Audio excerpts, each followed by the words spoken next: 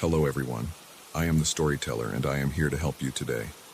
I know you use this video to fall asleep, so before that, like the video and subscribe to the channel. Also, where are you from and what time are you watching? Now get comfortable and relax.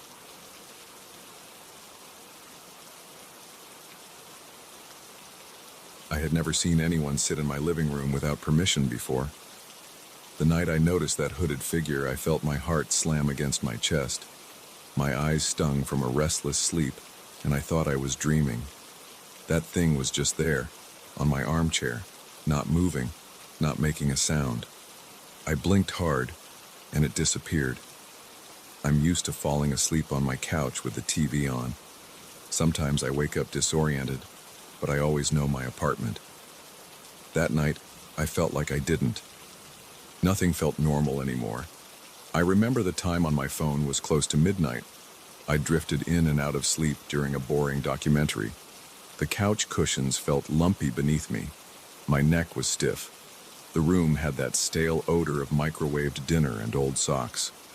I glanced around, hoping to catch a glimpse of the time on the cable box. And that's when I saw it. A person, or something shaped like a person, wearing a hooded cloak. It sat upright in my old green armchair, the one I'd found at a yard sale. I couldn't see its face.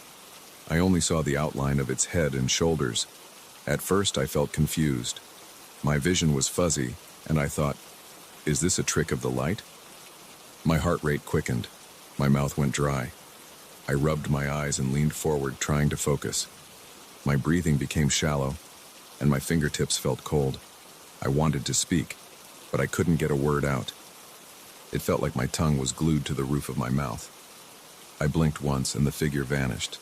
There was no gradual fade. It was just there 1 second and gone the next. I sat up straight, scanning the room.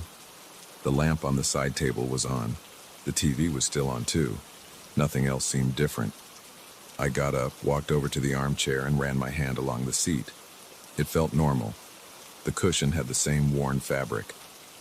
It was slightly warm, but that might have been my imagination. I stood there, feeling my pulse throb in my neck. The apartment was quiet, except for the faint TV chatter. I decided I was too tired and half awake to trust my senses. I turned off the TV and marched to my bedroom. I shut the door, flicked on the ceiling light, and tried to calm down. My legs felt weak, and my knees shook a bit. My head ached, and I rubbed my temples. After a few minutes, I convinced myself it was a hallucination. I changed into an old t-shirt and shorts, crawled into bed, and tried to sleep. A few hours later, I opened my eyes. My room was dark except for a glow coming from the street lamp outside. My blinds were partially open. I could see the silhouette of a figure standing in front of the window. It was the same hooded shape, tall and unmoving. My stomach tightened. I froze in place, my body going rigid. I thought, this can't be real. This is another dream. But I was awake. My sheets felt damp from my sweat. My breath sounded harsh in my ears. I reached for the lamp on the nightstand, fumbling with the switch. I kept my eyes on the figure the whole time. As soon as the light turned on, it vanished. The spot near the window was empty. The blinds rattled slightly, but that could have been the air conditioner kicking in. My heart hammered, and my throat felt tight. I got out of bed, walked toward the window, and pulled the blinds closed. My hands were shaking. The back of my neck tingled. I slept with the lights on after that. I kept one lamp on in the bedroom and another in the hallway. It still didn't help much. Every time I drifted off, I jolted awake at the slightest sound. Usually it was just the hum of the fridge or the creak of the floorboards. But each time I heard anything, my eyes popped open, and I'd check the corners of the room. The rest of that night was miserable. I ended up pacing the hallway around 5 in the morning, too uneasy to go back to bed. The next day I tried to keep busy. I went out, walked around the block, and grabbed coffee. I made an effort to stay in crowded places like the diner down the street. I wanted to avoid being alone with my thoughts.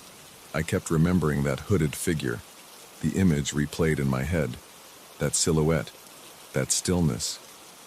I even felt it in my body, like a leftover tremor in my hands and shoulders. By evening, I felt drained and on edge. I debated whether I should go to a friend's place or get a motel room, but I didn't want to run away from my own home. I got back to my apartment around 7, ordered pizza, and forced myself to eat. Each bite felt tasteless. I sat at the kitchen table, staring at the door to the living room, expecting something to pop out. Nothing did. I ended up on the couch again, but this time I left every light on. The overhead fixture in the living room, the standing lamp near the TV, the kitchen light, and the hallway light. Everything. My place felt bright and artificial. The TV volume was low. I tried to watch a show, but I kept glancing around. There was a tension in the air, like the room was holding its breath. Sometime around midnight, I started to nod off again. My head jerked forward a few times. I tried to stay awake, but my eyelids were heavy. Then I felt a strange pressure in the room, like the air got thicker. I looked to my left, toward the corner where my old bookshelf stands. The figure was there. It was just standing with its back against the wall, hood up, face obscured. My skin prickled with cold sweat. I felt a surge of adrenaline, and my hands balled into fists. I couldn't see any eyes or features, just darkness beneath that hood. It didn't move. I started to get up, my muscles tense, ready to run or do something, but my legs felt like lead. My mind raced. I thought about turning off the lights or turning them on. Then I remembered they were all already on. I thought about yelling, but my voice caught in my throat. Instead, I tried to take a step toward it, hoping to show I wasn't afraid. But as soon as I lifted my foot, the figure disappeared. It vanished in an instant, like it had never been there. I spent the rest of that night walking around my apartment, checking every closet and corner. I opened cabinets, moved furniture, and even checked inside the kitchen drawers. I knew it was stupid, but I had to do something. My reflection in the bathroom mirror looked worn out. My eyes were bloodshot, and the stubble on my jaw looked scruffy. I splashed cold water on my face and tried to steady my breathing. I felt silly, but also terrified. For the next few days, I had trouble functioning. I went to work, but I kept messing up simple tasks. I spilled coffee on my desk, forgot my computer password, and nearly walked into a glass door. My boss asked if I was okay. I lied and said I wasn't sleeping well because of a neighbor's dog barking at night. She gave me a concerned look, but I just shrugged it off. I didn't want to explain the hooded figure. It sounded insane, even to me. At home, I kept every light on until I went to bed, but that only helped a little. The figure appeared in random spots. Sometimes I'd see it near the window. Other times, it stood next to the bookshelf or near the hallway door. Once, I caught it in the bathroom mirror behind me. I spun around ready to confront it, and the space was empty. My body felt stiff for hours after that. My fingers tingled and wouldn't stop shaking. Every appearance felt the same. The figure never spoke, never moved toward me. It just stood there watching. I couldn't see any expression or hear any voice. I got into the habit of taking deep breaths to calm down whenever I spotted it. My muscles would tighten, and my lungs would feel restricted. Then I'd blink or take a step, and it would vanish. I started sleeping in short bursts. Sometimes I'd pass out for an hour, then wake up drenched in sweat. My head pounded from the lack of rest. I felt paranoid all the time. I'd hear a creak or a pop in the walls, and I'd jump. My back was constantly tense, and I walked around with hunched shoulders. One afternoon, I left work early and headed straight to a hardware store. I bought extra locks for my doors and windows.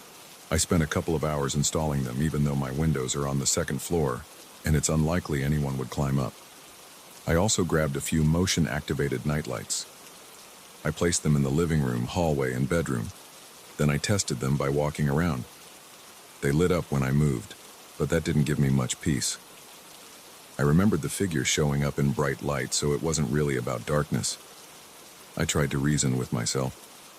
Maybe I was dealing with exhaustion or stress, and it was triggering some kind of hallucination. Or maybe my eyes were playing tricks on me in low light. But it wasn't always low light. Also, I had never experienced anything like this before. I thought about going to a doctor, but I didn't have the energy to schedule an appointment. I felt stuck in a cycle of fear and denial. A few nights later, I heard a soft tapping sound near my bedroom window. It was around 1 in the morning and I was lying in bed, half awake. My entire body stiffened. The sound was like a faint knock, but inconsistent. I sat up, turned on my lamp, and stared at the curtains. The tapping continued for a few seconds, then stopped. I swung my legs out of bed and stood up, feeling my calf muscles tense and cramp. I pulled the curtains aside, and there was nothing but the street below. No figure, no branches scraping the glass. Nothing. I tried to convince myself the building was just settling or that the pipes were making random noises. My scalp felt prickly and I kept blinking. My reflection in the glass looked pale. Then I heard another thump in the living room. It sounded like a shoe hitting the floor. I must have jumped a foot in the air. I forced myself to move down the hallway, step by step, with my hands clenched. The place was fully lit, every lamp on.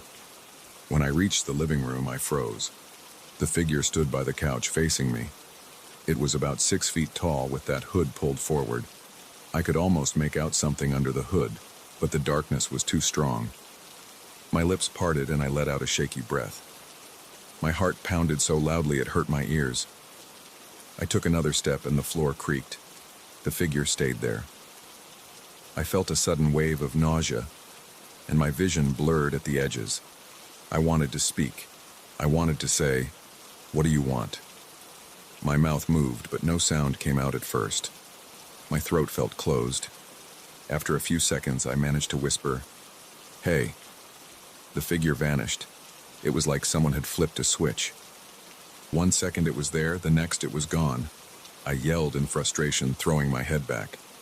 My voice sounded raw in the emptiness of my living room.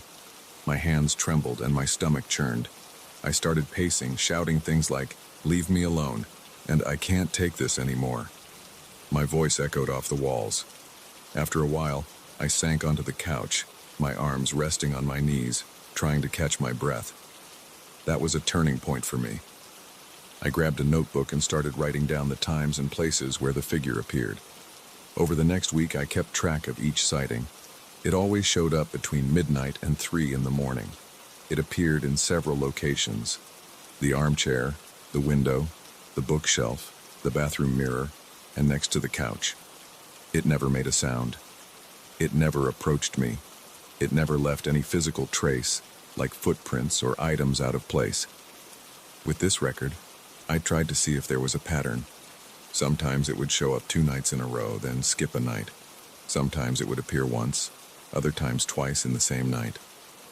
The unpredictability made me uneasy. My nerves were shot. Even though it never tried to hurt me, its presence felt oppressive. I didn't want to live like that anymore. One evening, I decided to stay awake all night on purpose. I made coffee, energy drinks, and snacks. I put on music, kept the lights on, and watched the clock. Midnight came. Nothing happened. 1 in the morning. Nothing. 2. Nothing.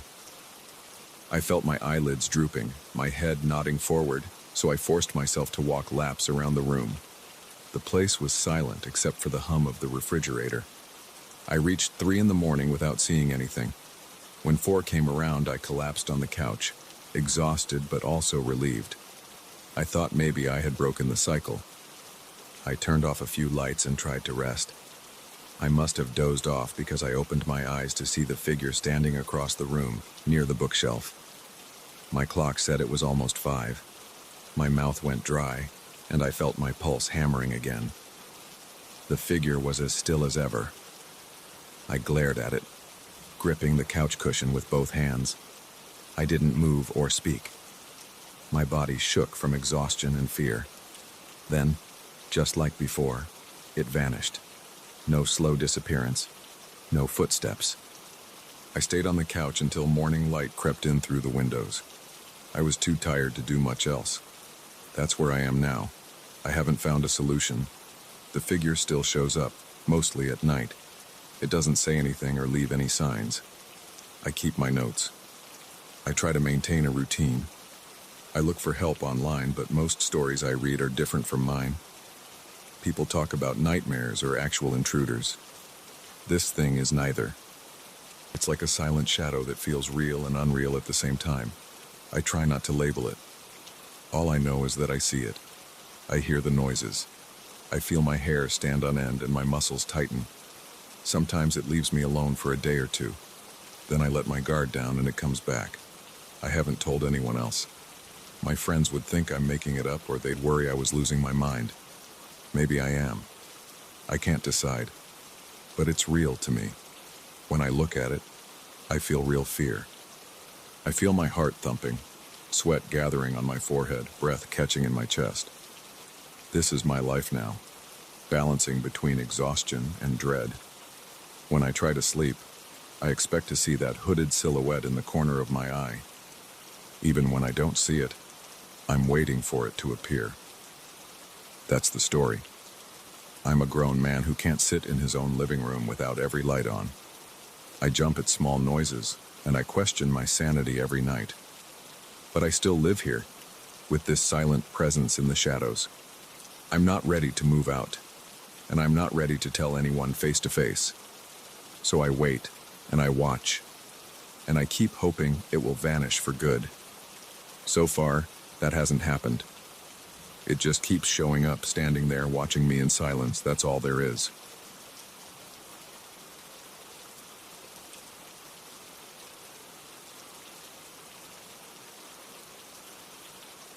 I set everything up in my basement because I thought it would be fun. I had the idea after I spotted an old projector at a garage sale. It looked scratched and stained, but it still turned on. I felt an immediate urge to buy it. I didn't think about anything else. I just paid the guy and carried the projector home. I liked the idea of having a small private theater where I could watch movies the way people did decades ago. The idea felt straightforward. But from the very first night, something seemed off.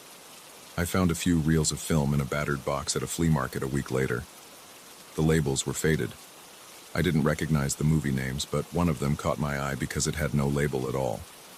It was a plain black reel with no markings. I was curious, so I took it home. The other reels were nothing special. Old westerns, cheap horror flicks, and some weird foreign films. But that unlabeled reel felt different in my hands. I noticed small scratches on the plastic. The tape looked worn in places. I thought it might be something lost or forgotten, maybe a rare short film. I wanted to see what was on it. The first night I tried it, I turned off all the lights in the basement. I placed the reel on the projector's spindle, threaded it, and turned it on. The projector made a low rumble, then started clicking as the film rolled. At first, it was an old black and white silent movie. It seemed to show a small town, maybe from the 1930s or 1940s. I saw people in hats and old cars driving on narrow streets. The footage was grainy, but I could still make out the buildings and the people's faces. They looked normal, just walking around or talking to each other. I thought it was a lost documentary. Then, out of nowhere, the image jumped. The town scene flickered and turned into a dark hallway. It looked cramped with peeling wallpaper and a single light bulb swinging from the ceiling.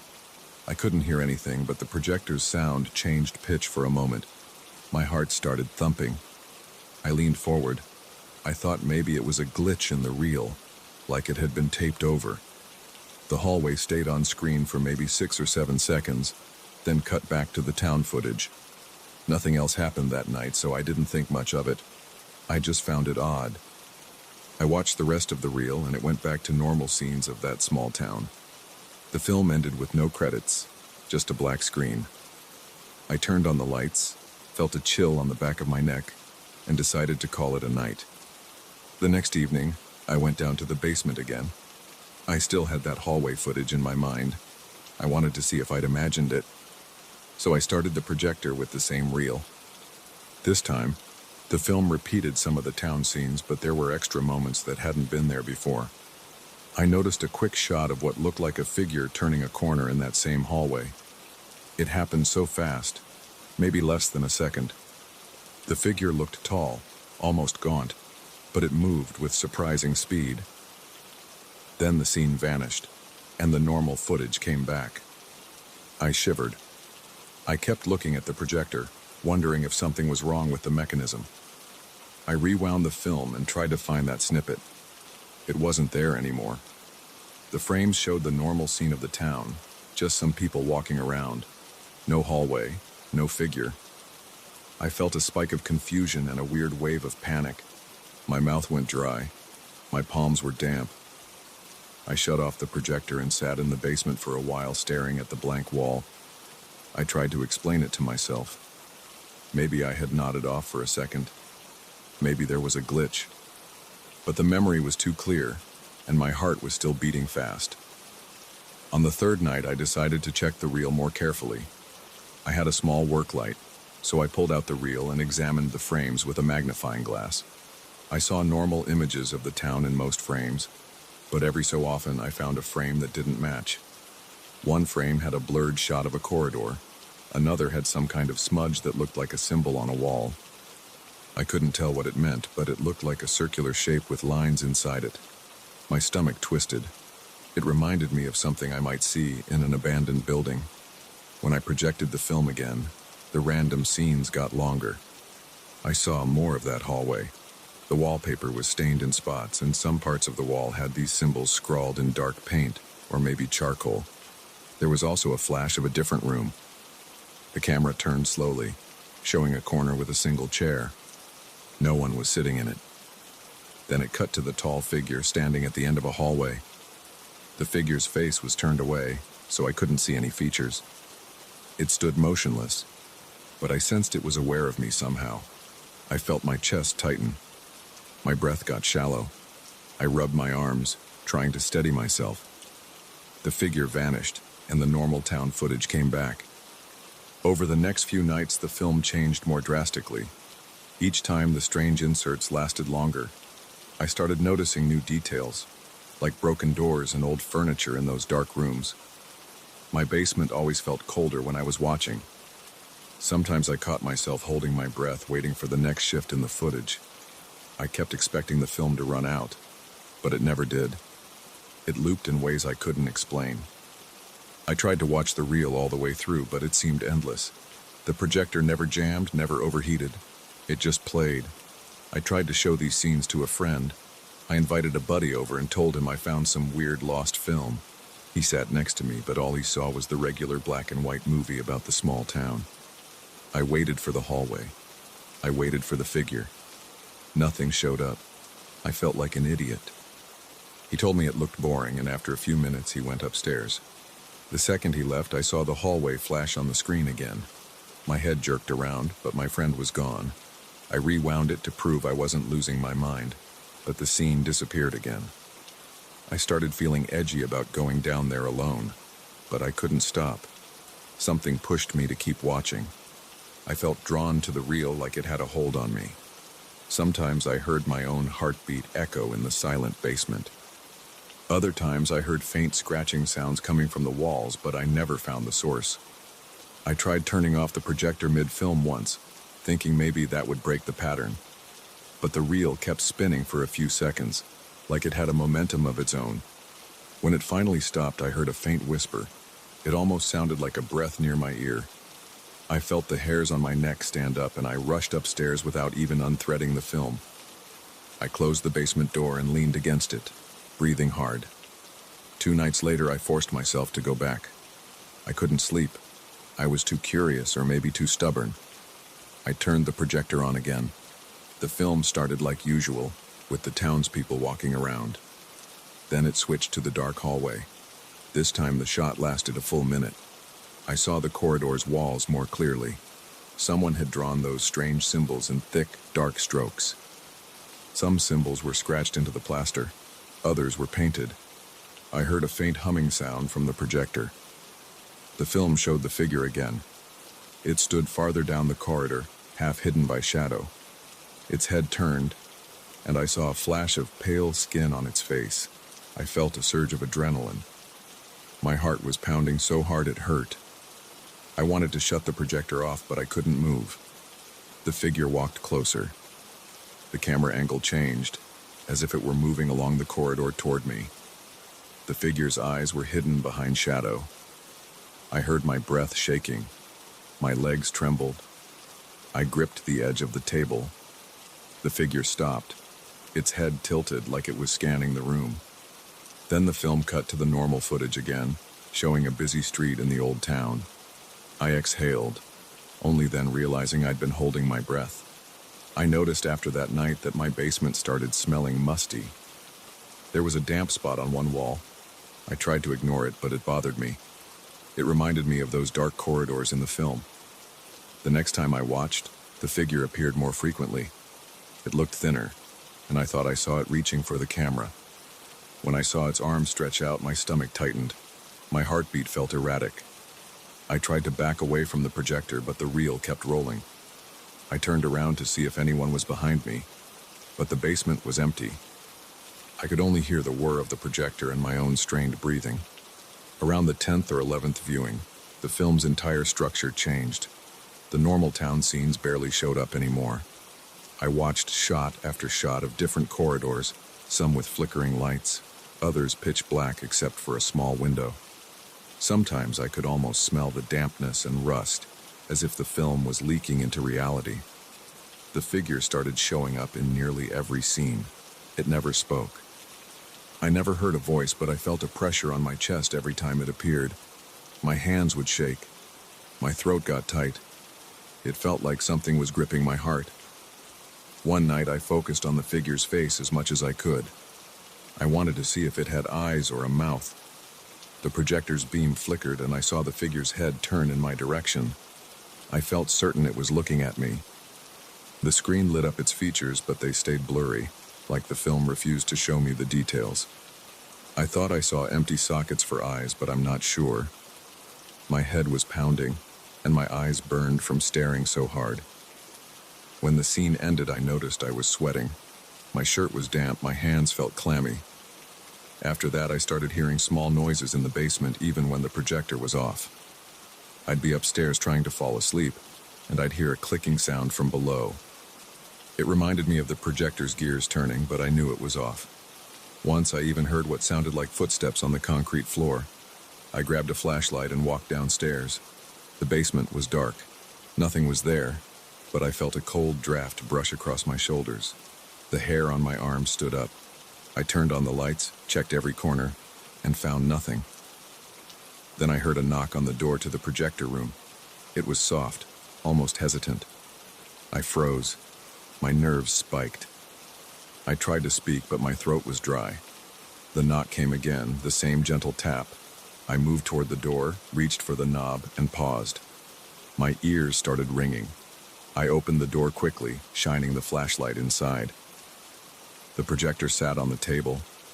The film reel was still in place, but it wasn't moving. No one was there.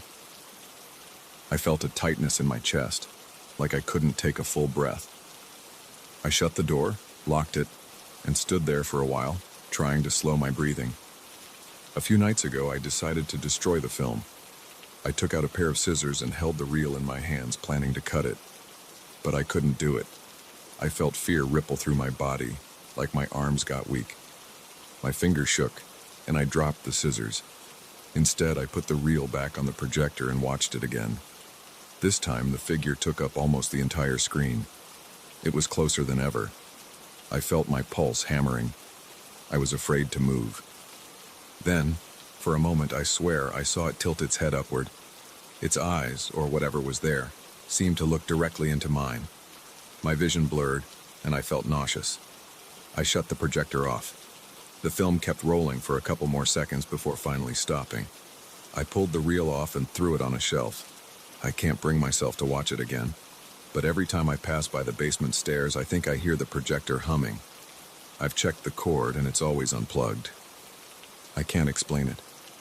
Sometimes I wake up in the middle of the night covered in sweat, convinced I hear faint footsteps below me. I try to ignore it, but my heart beats so fast I can't sleep. I keep picturing that hallway. I keep seeing the figure in my mind, reaching through the screen. I feel like it's somewhere in my house now, lurking in a corner I haven't checked. I still haven't thrown the reel away. I think about tossing it in the trash or burning it. But part of me is afraid of what might happen if I do. I imagine the figure appearing outside the screen, or maybe behind me while I sleep. I've left the basement lights on for the past few nights. I haven't heard as many noises, but I still feel uneasy. Sometimes I walk to the top of the basement stairs and listen. I hear small clicks and faint static, like the sound of an old film reel spinning. My gut twists. My hands start shaking. I stand there for a few seconds, then retreat to my bedroom and lock the door. I keep the lights on there too. I don't know what else to do. The projector is still down there. The reel is still on the shelf. When I close my eyes, I see that figure. It's burned into my memory. I'm scared to watch the reel again because I don't want to see what's next. I don't want to see how close it can come to noticing me. But I feel like it's already noticed me. I feel like it's waiting for me to sit down and turn the projector on again, so it can move one step further out of that hallway and into my basement. I wish I'd never bought this damn thing. But it's too late for that now. And I can't shake the feeling that the reel isn't finished showing me whatever it wants me to see.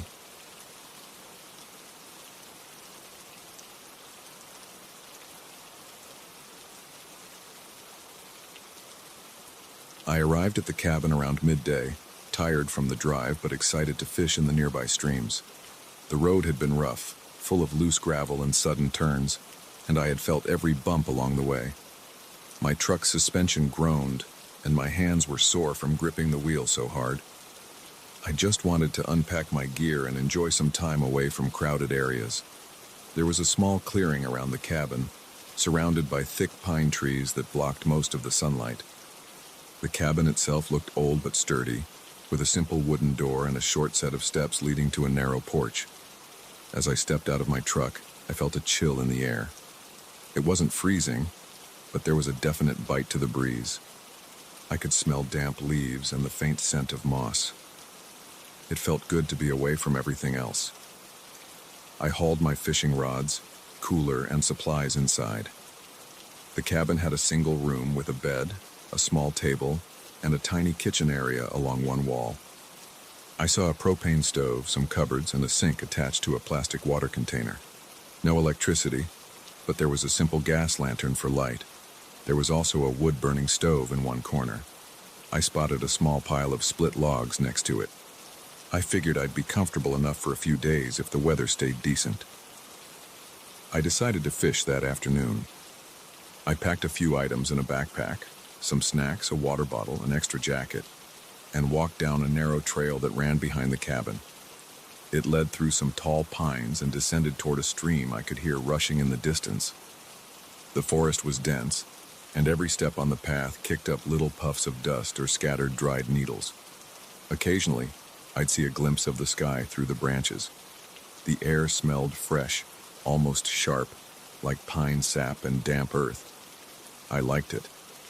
I took in deep breaths and kept walking. When I reached the stream, I found a spot where large boulders formed a small cascade.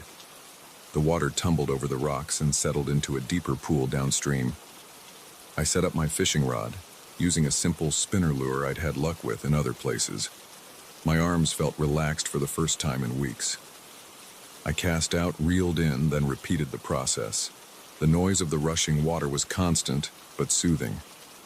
After a few minutes, I got a bite, a small trout. I released it, deciding I wanted something bigger for dinner. An hour later, I caught a trout that was a bit over a foot long. That was good enough for me. I cleaned it near the water and kept it in my cooler. The afternoon sun was getting lower, and I had to be careful navigating the trail back. The hike up felt steeper than before, and by the time I got to the cabin, I was sweating under my jacket. The temperature dropped quickly in the mountains, though, so I didn't complain. The cabin looked the same, quiet and untouched. No signs of anyone else. I heard some birds calling in the trees overhead. Their cries echoed off the mountainsides. I opened the cabin door and set my gear inside. Then I grabbed some more wood from the small log pile outside and brought it in for the night. There was a modest pile of kindling already set near the stove, so I appreciated that whoever owned the cabin had prepared well. I cooked the trout in a small cast iron pan on the propane stove. The sizzling sound filled the cabin. I seasoned it with salt and pepper. The smell of fresh fish and cooking oil replaced the musty cabin smell. While it cooked, I set up my sleeping bag on the bed. The mattress was old and lumpy, but I figured it would be good enough for a few nights. After dinner, I cleaned up, washing the pan in the small sink. I dried everything with a towel I had brought. Then I lit the gas lantern and turned off the overhead battery-powered light. Outside, night settled in. The wind started to pick up, and I heard branches scraping against each other. I sat at the small table, flipping through a worn field guide about local fish. The cabin was quiet except for the wind and my occasional cough. The lantern hissed softly. I considered reading a bit before bed, but I felt tired from the day's hike and fishing. I decided to get some sleep. I crawled into my sleeping bag and turned off the lantern. Darkness wrapped everything.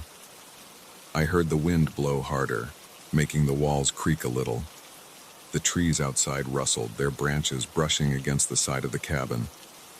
I tried to ignore it and focus on drifting off. Sometime in the night, I woke up. My heart was pounding, but I didn't know why. I listened for a moment. The wind was still there, but there was another sound. It was like a deep voice calling my name, slow and deliberate. I thought maybe it was a trick of my half-asleep mind, so I held my breath, trying to hear it more clearly. Then I heard it again. It said my name in a low, gravelly tone, like someone clearing their throat but speaking at the same time. It came from somewhere outside, maybe near the trees or the porch. I felt a sudden rush of adrenaline. My hands gripped the edge of the sleeping bag. A numbness spread in my chest. I couldn't see a thing in the pitch black. I reached for the flashlight on the floor next to the bed. I switched it on and aimed it at the windows. The flashlight's beam cut through the darkness, reflecting off the glass. Nothing outside. I jumped out of bed and hurried to each window, shining the light outside. But I didn't see any movement. The trees shifted with the gusts, and the porch was still. I went to the door, made sure it was locked. It felt secure. My mind raced with possibilities. Maybe someone was messing with me. Maybe the wind carried voices in a strange way. But I knew what I heard. It wasn't the wind. It said my name. I spent the rest of the night in and out of shallow sleep. Every time I started to drift off, I'd tense up at any noise. My breathing was fast and my chest felt tight. By the time dawn lightened the windows, I felt more exhausted than I did before bed. I decided to get up and check around outside. I wanted to see if there were footprints or some sign that someone had been out there. I put on my jacket and boots, grabbed my flashlight again, then unbolted the door. The morning air was cold and still. No wind. The ground was wet from the overnight moisture. I stepped off the porch, scanning the area for tracks. That's when I saw the footprints. They were big, bigger than any shoe print I've ever seen. The edges were muddied, so I couldn't see details of treads or anything like that. They seemed to be about twice the size of my boot. The pattern was odd. The prints started near the edge of the clearing, but there was no trail leading to them. It was like they just appeared in the mud. They circled the cabin, passing within a few feet of the walls and windows. Then they ended suddenly on the other side of the clearing. No trail leading away. No sign of disturbance in the surrounding brush or trees. It didn't make sense. I crouched down near the first print I saw and pressed my hand into the mud beside it. My hand seemed small next to that indentation. The mud was slightly squishy, which meant the print was fresh. I stood up, feeling uneasy. My gut tightened, and I felt a chill that had nothing to do with the temperature. I tried to see if there were any hair or fur clumps around, thinking maybe it was some kind of bear print, but it didn't look like a bear track. Bears have distinct toes and claws. These tracks had a weird shape, almost like a broad, flat foot. I felt a jolt of fear just looking at them. I walked around the cabin, following the prints. They skirted the porch, passed under one window, and continued around the back. Every time I tried to figure out a direction they came from, I couldn't. There was no path in the brush. There weren't any broken branches or bent plants leading away. The prints just ended. I tried stepping around to see if there was another trail, but I found nothing. I stood there, shifting my weight from one foot to the other. I couldn't shake the feeling that I was being watched, even though I saw nothing in the trees. I decided to gather my gear and see if I could do another round of fishing, hoping to clear my head. I set out down the same trail as before. The forest felt different this time. Every little sound made me jerk my head to look. My mind raced, thinking about large creatures or strange people roaming around. I tried to push those thoughts aside and focus on the path. The sun was brighter and the sky was clear. After a while, I reached the stream and set up my fishing rod again. The water was still cold. My breath showed in the air. I cast a few times, but my heart wasn't in it. I kept looking over my shoulder, scanning the tree line for movement. After catching one small fish, I decided to head back. I felt uneasy, like I didn't want to stay away from the cabin for too long. As I climbed the trail, I heard the wind picking up again. The branches swayed, making a shuffling sound above me.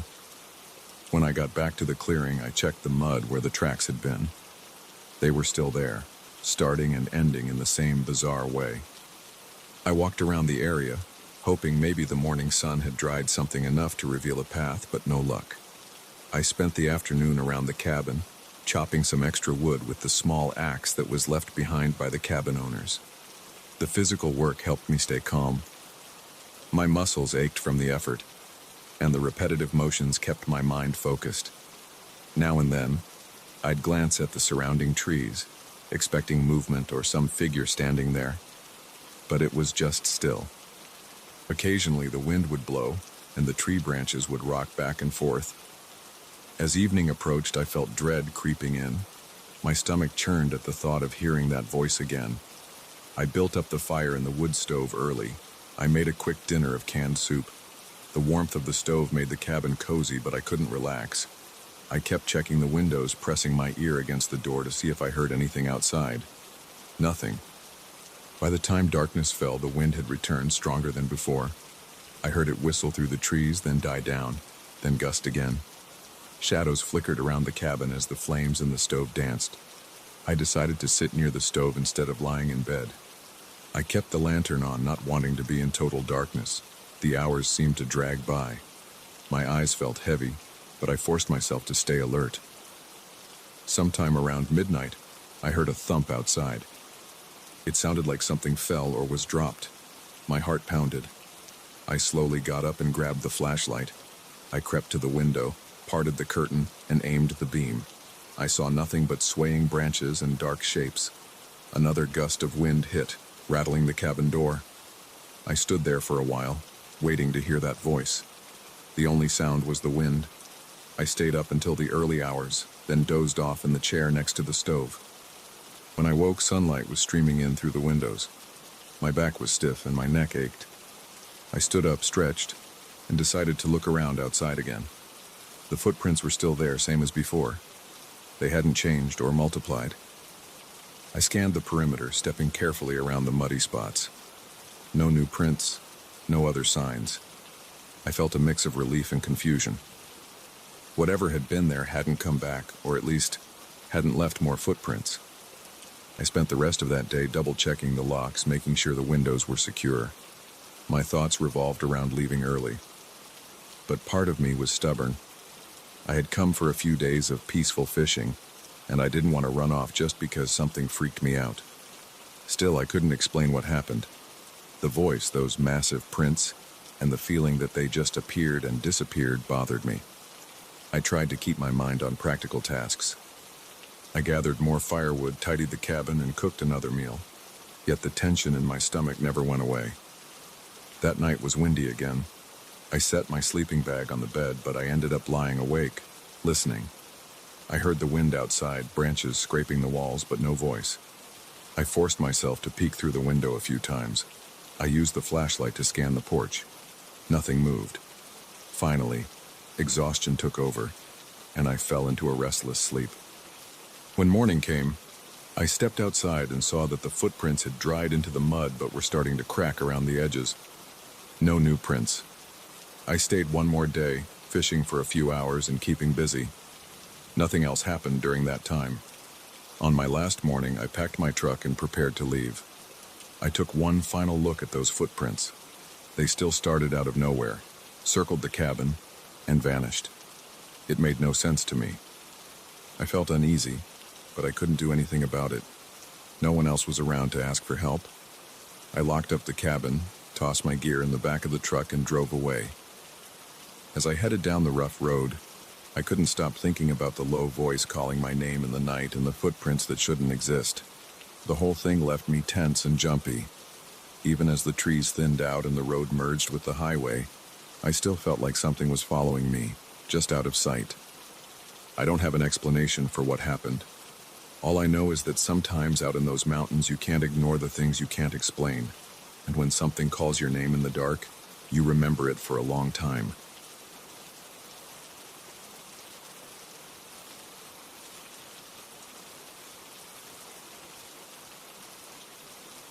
I noticed something strange the day I moved into the old chalet.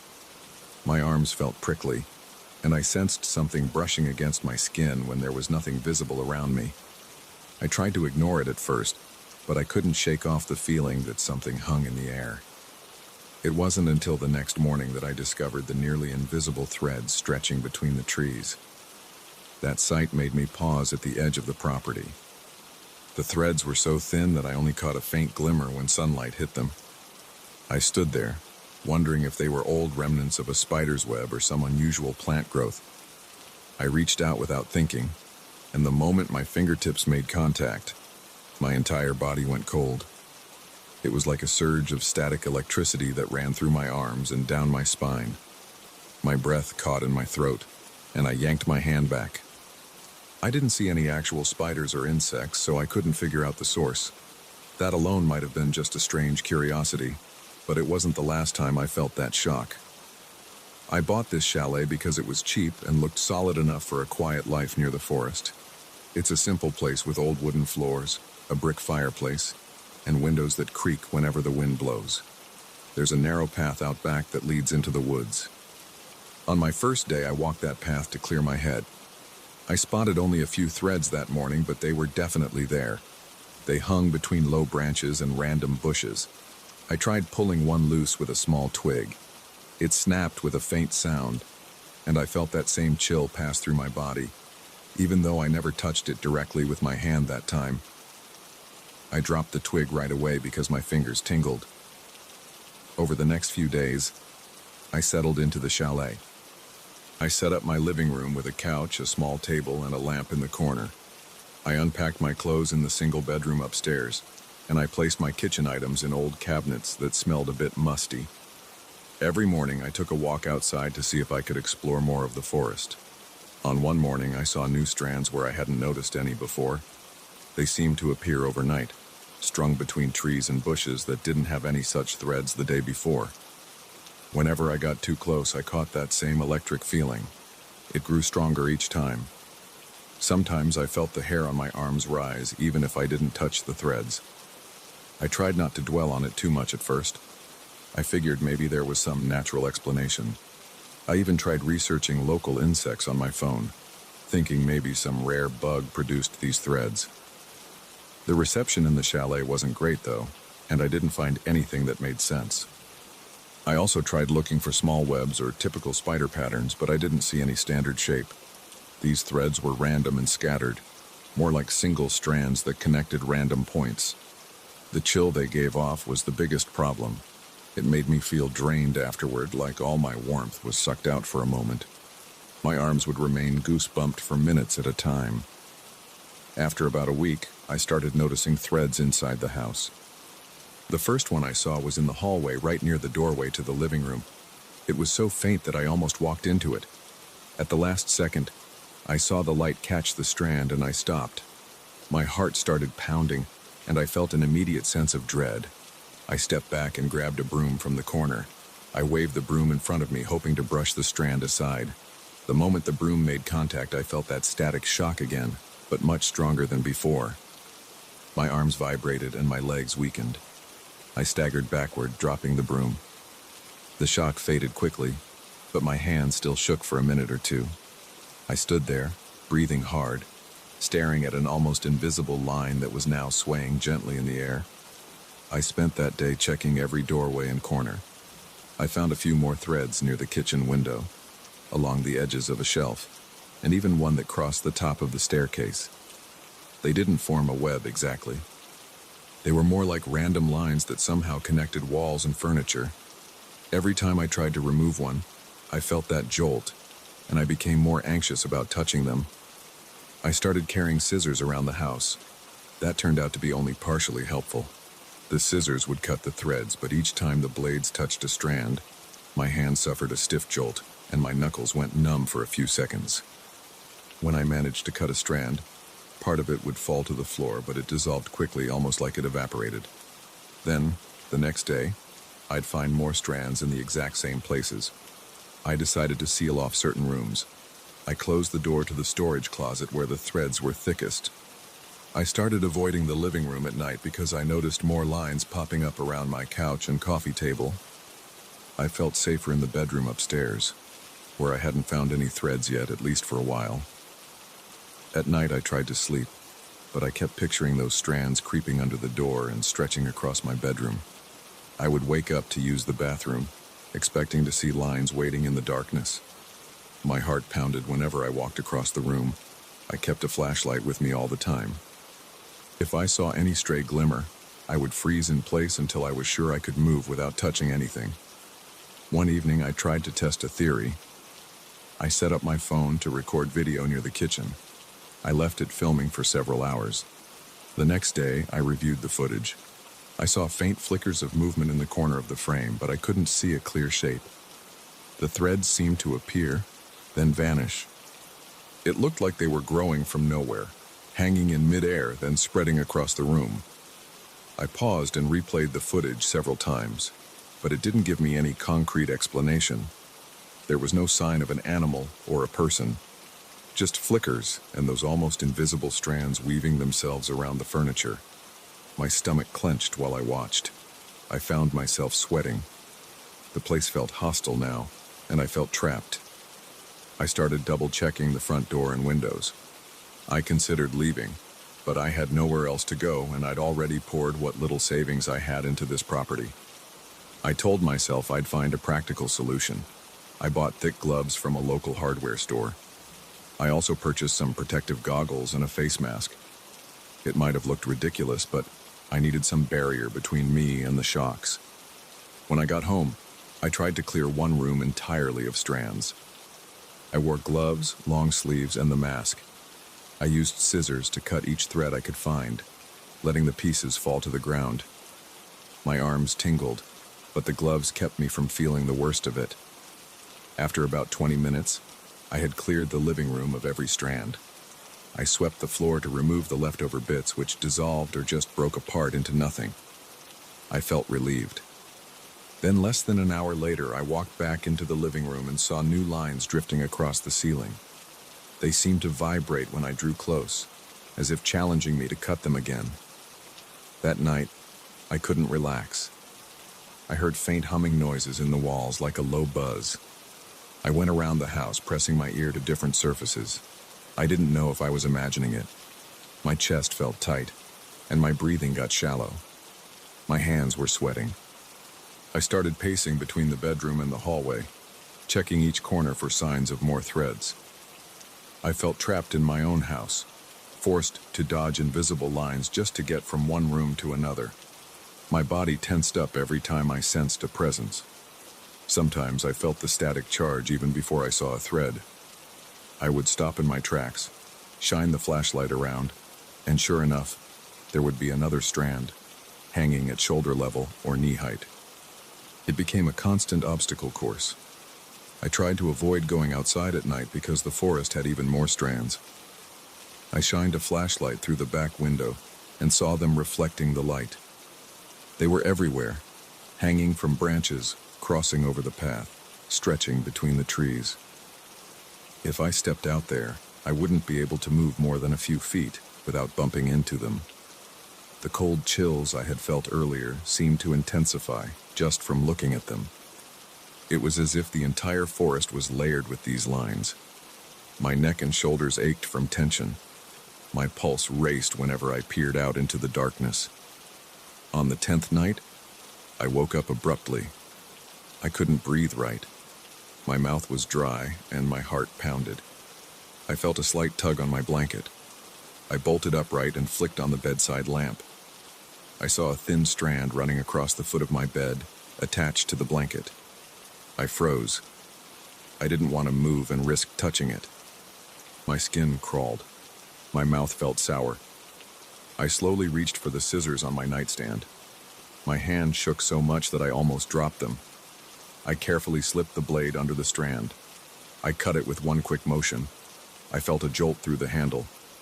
My knuckles instantly went numb, and I bit my lip to keep from yelping. The piece of thread fell onto the blanket, then vanished, leaving a faint residue. I stared at the spot, breathing in and out until my chest loosened. That was the first time a thread appeared in my bedroom. I stayed up the rest of the night sitting in the corner of the bed, holding the scissors with both hands. I kept the lamp on and scanned the room for more lines. I spotted 2 more near the ceiling and cut them as carefully as I could. By dawn, I was exhausted. I walked around the house, checking every room again. The living room had new lines across the couch. The hallway had them near the floor, almost ankle height. In the kitchen, I saw them over the sink, crossing from the faucet to the window frame. Each discovery made me more anxious. My hands trembled, and my throat felt tight. I wanted to get rid of these things for good, but they just kept coming back. Now I'm stuck in a routine of constant removal. Every morning I put on my gloves and mask. I cut down every strand I find. I feel that sharp static rush again and again, until my arms are sore and my head throbs. At night I barricade myself in the bedroom. I keep scissors by my side, plus a flashlight to spot any threads that form around the bed. I barely sleep. Sometimes I think about packing a bag and running, but I feel paralyzed by the fear that the forest outside is worse. I picture myself trying to push through a maze of threads out there, each one shocking me until I can't move anymore. I don't know how long I can keep doing this. My food supply is okay for now, but I dread going into the kitchen to cook. The chalet feels like a trap. I'm always on edge. My clothes smell stale because I don't want to risk walking outside to do laundry in town. My phone battery is almost dead, and the power outlets sometimes spark when the threads crawl up the walls. I focus on each moment, trying to avoid contact with the lines. My thoughts are jumpy. I just want to move around my own house without feeling that jolt. I want to walk through the forest without flinching, but I can't. Every day there are more threads. They multiply. They hang in the air, waiting. I'm sharing this because I need to let it out. I'm a grown man, and I can't even walk around my living room without scanning for these nearly invisible strands. My back hurts from ducking and weaving around them. My eyes ache from straining to see them. My jaw feels tight from gritting my teeth. I'm terrified that one day I'll wake up wrapped in them. I can't say what's causing this. I only know it's real and it's getting worse. My only plan is to keep cutting and keep going. If I can't find a permanent solution, I might have to abandon everything. But for now, I'm here, in a place where threads appear in every corner and that awful chill runs through my body every time I try to free myself. I'm tense, I'm tired, and I'm out of ideas.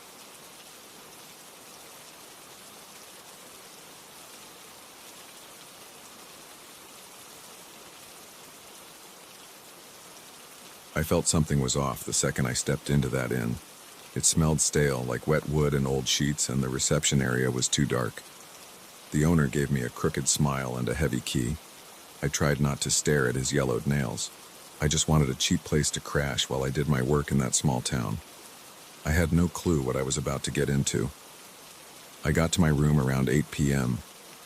It was nothing special. A narrow bed, one window with a view of the parking lot, and a rickety chair. The light flickered when I turned it on, and the wallpaper peeled near the ceiling. The floorboards squeaked every time I shifted my weight. I sat on the bed, tossed my luggage in the corner, and took out my phone. No signal. I sighed and tried to connect to the Wi-Fi. It worked, but it was slow, so I gave up on streaming any videos. My plan was to rest, then meet my contact in the morning. While brushing my teeth in the small bathroom, I heard something from down the hallway. It sounded like wood scraping against the floor.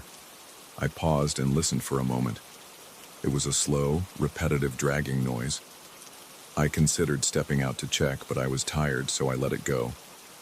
I thought it was another guest or maybe the owner moving furniture around.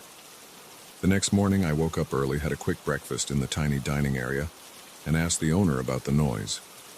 He shrugged and said maybe someone had trouble sleeping. Then I remembered the locked door at the end of the corridor. It had a heavy padlock on it. I asked him if that room was rented out. He shook his head and said, "It's just storage. Old stuff. Junk I don't need." He didn't elaborate. I didn't push it. I spent most of the day in town meeting people for work, checking out a local office space and grabbing lunch at a nearby diner. The day was uneventful, but I couldn't shake a feeling of unease. I tried to rationalize it, telling myself it was just the depressing atmosphere of the inn. The wooden panels, the dim lights, and the weird smell in the hallways made me uncomfortable. Yet I stayed because it was cheap, and I didn't want to waste time looking for another place. Big mistake. That night I had trouble sleeping. I was restless, and the springs of the bed poked at my back. Around midnight, I heard the dragging sound again. It came from the end of the corridor where that locked door was. I listened carefully, my body tense. It started as a low scrape, followed by a dull thump. Then there were creaks like someone walking on old wood. I felt my chest tighten, and my breathing got shallow. I didn't like the idea of someone messing around near my room in the middle of the night. Maybe it was just the owner again, but it didn't sound casual. It sounded deliberate, like furniture being pushed, paused, then pushed again. I got up and put my ear to my own door. There were no voices, just that continuous scraping. Suddenly it stopped. My hand hovered over the doorknob, but I didn't open it. I was too jumpy. I stayed like that for a while, wondering if it would start again. It didn't. Eventually, I went back to bed and stared at the ceiling, feeling a knot in my stomach. The next morning, I saw the owner in the hallway. He was sweeping the floor with a stiff broom. I asked him again about any nighttime activity. He gave me a blank look and said he didn't hear anything. The way he answered felt too quick, like he didn't want to talk about it. His eyes flicked toward that locked door, then back at me. I dropped the subject, but I made a note to pay closer attention that night. When I returned from work in the evening, I decided to inspect the hallway.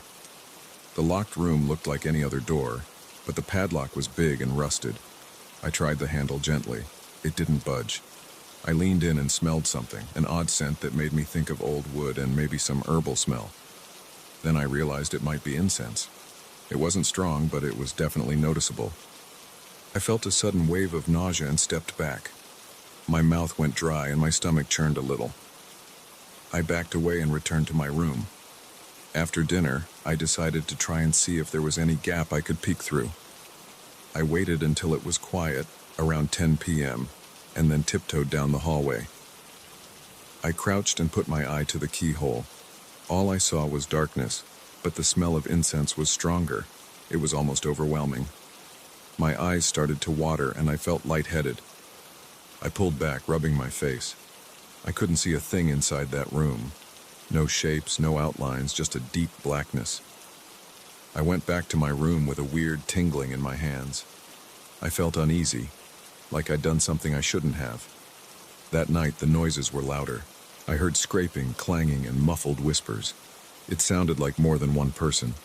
I couldn't make out any words, but the whispering was frantic and hushed, going back and forth. My heart pounded so hard that I couldn't sleep. I got up to use the bathroom and noticed a thin line of light under my door coming from the hallway.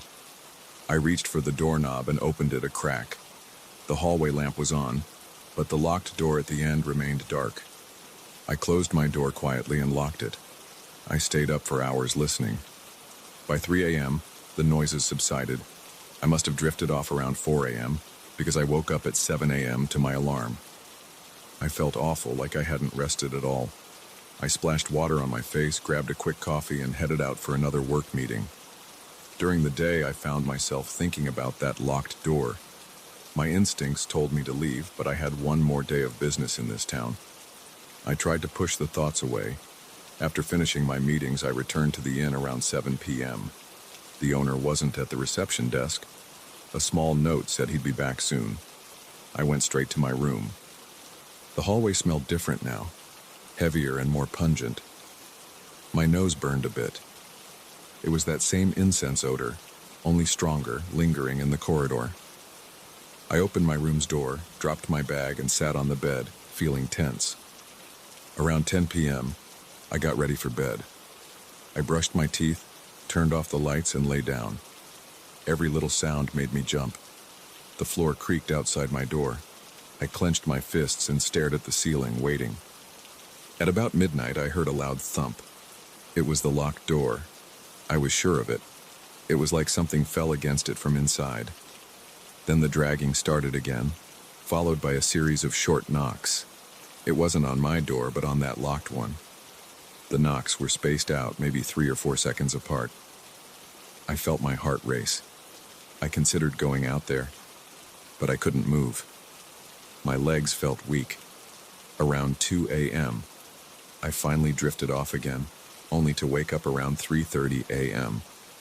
to a dull glow in the hallway. It filtered in through the gap under my door. This time it wasn't the normal hallway light. It was a different color, maybe a warm yellow or orange, like candlelight. My chest tightened. I felt a rush of adrenaline, the kind you get when you sense danger. I swung my legs off the bed and put on my shoes. I told myself I'd check it out, but a part of me wanted to hide. I opened the door. The air smelled thick with incense. It made me cough. I saw that the door at the end of the hallway was open, or at least it looked that way. The padlock was hanging off the latch, unlocked. There was a glow coming from inside, but the angle made it hard to see.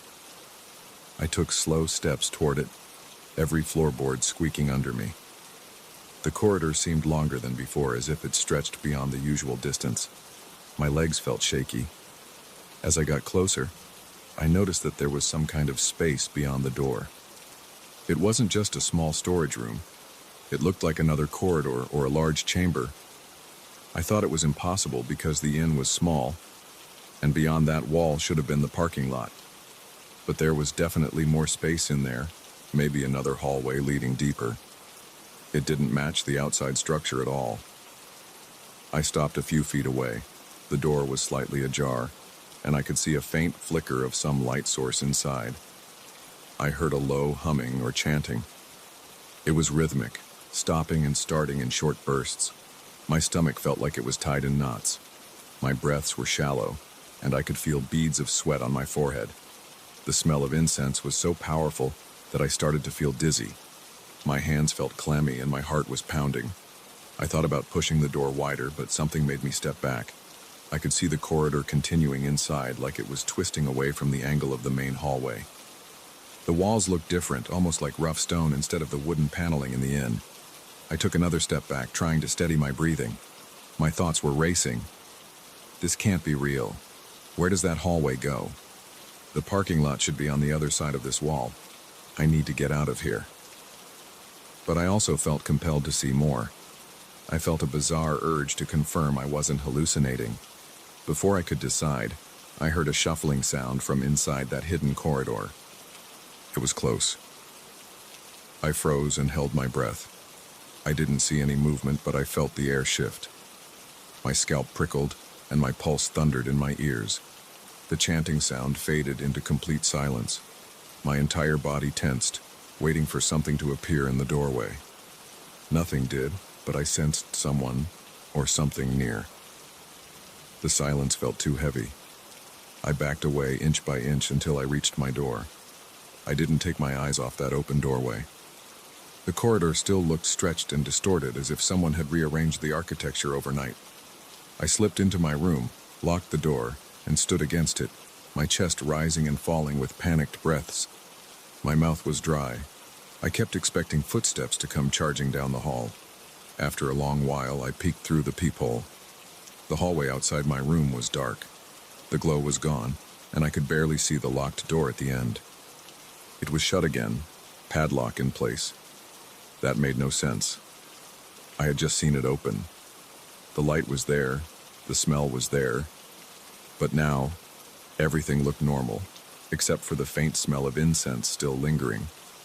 I started to wonder if I was losing my mind.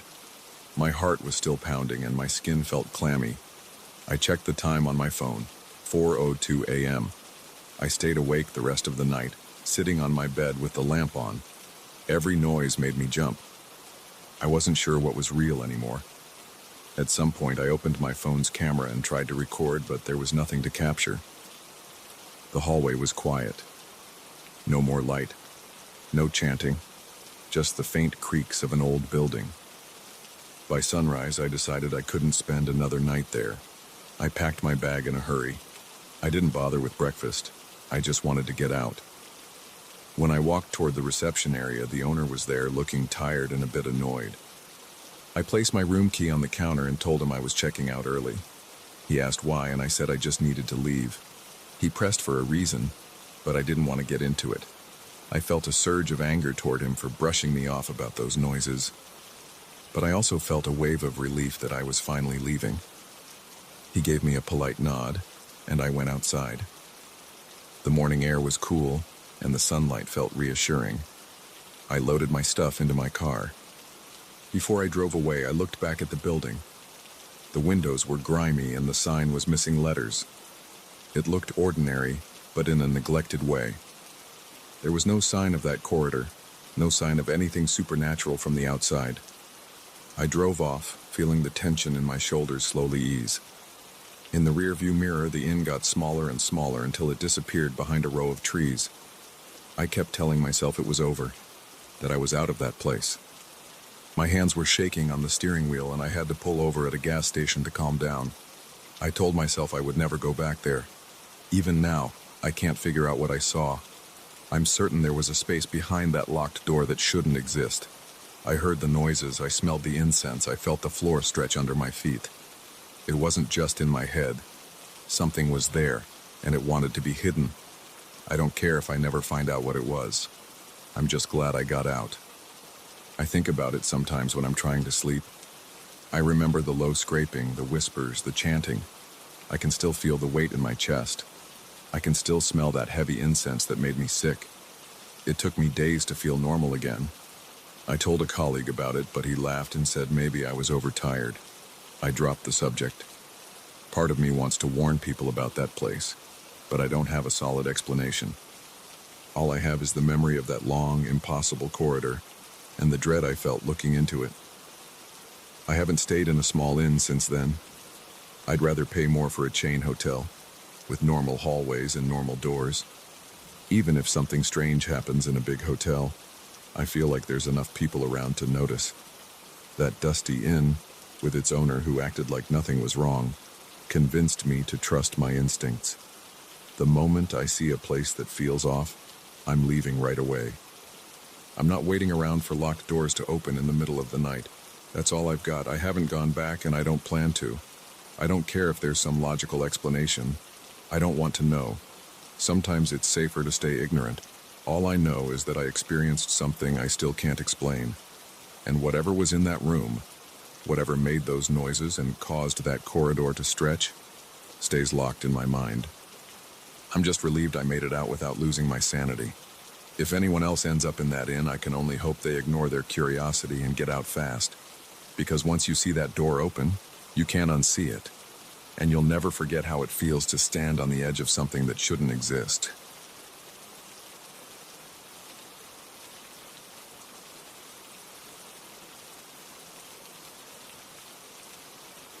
I never thought I'd feel uneasy in my own living room, but that night changed everything. I had this big fireplace I barely used. It sat against the far wall, always cold and dark, waiting for someone to spark it alive. The room itself felt normal enough. A sofa, a TV, a coffee table with some magazines, and a thin rug across the hardwood floor. But when the temperature dropped and the house got too cold, I decided to light a fire for the first time in months. I didn't expect to hear anything strange, I just wanted some warmth. Now I can't look at the fireplace without feeling my stomach tighten and my hands start to tremble. I started by grabbing some old newspaper and a bundle of small kindling from a bag I kept in the corner of the garage. I placed the paper in a loose mound on the fireplace grate, then laid the sticks on top. I found a few larger logs stacked outside, still dry from the last time I tried to build a fire. It was pretty cold, and I could feel the chill in my fingertips. My breath looked like faint steam in front of me every time I exhaled. I lit a match and touched it to the newspaper. It caught quickly, and the flames spread across the thin pages. Soon, the kindling started to crackle. The sound was soft at first, just a light hiss and pop. I added a heavier log once the sticks had started to burn a little more steadily. I was hungry for the heat, shivering whenever a draft came in from a gap in the old windows. I stood there, watching the fire come to life. The flames made the walls flicker with these jerky shapes, and the shadows jumped around like they were alive. I felt a bit of relief as the warmth spread outward. It wasn't much at first, but it was something. I dragged an old armchair closer so I could sit in front of the fireplace and read a magazine. I flipped through some pages, not really focusing on the articles, just letting my hands warm up near the fire. Then I heard this low sound, like a distant voice. It was almost like a rumble, but I thought maybe it was just the wind outside. The chimney sometimes rattles when a gust hits. I tried to ignore it. I kept reading, turning another page. But the noise didn't stop. It sounded like someone muttering. I closed the magazine and listened carefully, leaning forward. My body tensed up. I could hear my heartbeat pulsing in my ears, and my mouth went dry. The sound was faint, but it was definitely a voice. It reminded me of a deep hum, like someone chanting in a language I didn't recognize. I stood up and backed away from the fireplace. I felt the hair on my arm stand on end and my neck muscles tightened. I glanced behind me, wondering if the TV was on. It wasn't. The house was quiet, except for that low murmur. It seemed to come from the fire itself, or maybe from inside the chimney. I tried to reassure myself. I thought it could be the wind playing tricks. I walked over to the windows to check if they were fully shut. And they were. No air was pushing through. The murmur continued, kind of pulsing with the flames. Every time the fire crackled, I heard a slight rise in the volume of that voice. It made me feel uneasy, like my gut was twisting. I didn't know what to do, so I just stood there. My legs felt shaky, but I forced myself to walk toward the fireplace again. When I leaned in, the heat hit my face. It was strong and a bit uncomfortable, but I wanted to hear the noise more clearly. It was a rhythmic murmur, like chanting. The words were nothing I'd ever heard. I kept thinking it was Latin or some old language, but I couldn't place it. The voice sounded guttural and deep. I felt my chest tighten and I swallowed hard. My mouth was so dry I could taste the stale air. I tried to put it out of my mind and told myself I was overreacting. Maybe it was just the logs settling or the wind funneling through the chimney in a weird way. So I added more wood to keep the fire going. Right when I dropped the next piece of oak into the flames, the murmur grew louder. It wasn't just my imagination. It was like the voice got stronger with the fresh fuel. I stumbled back a step, feeling my stomach clench. The wood crackled, and the voice rose in pitch.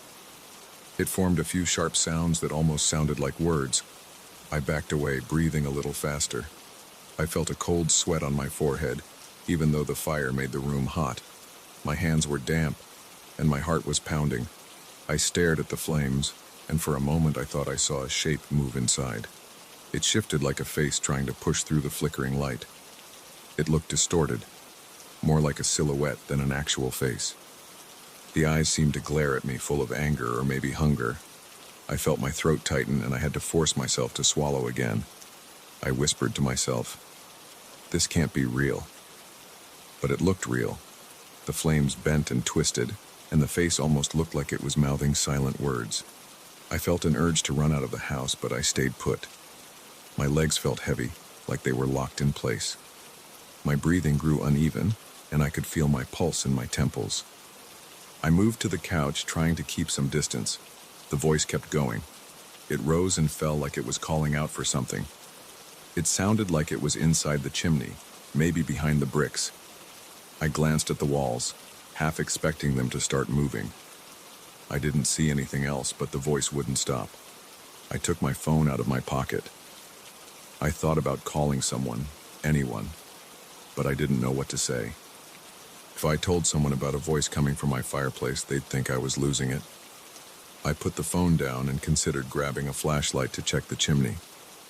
That idea made my chest tighten again.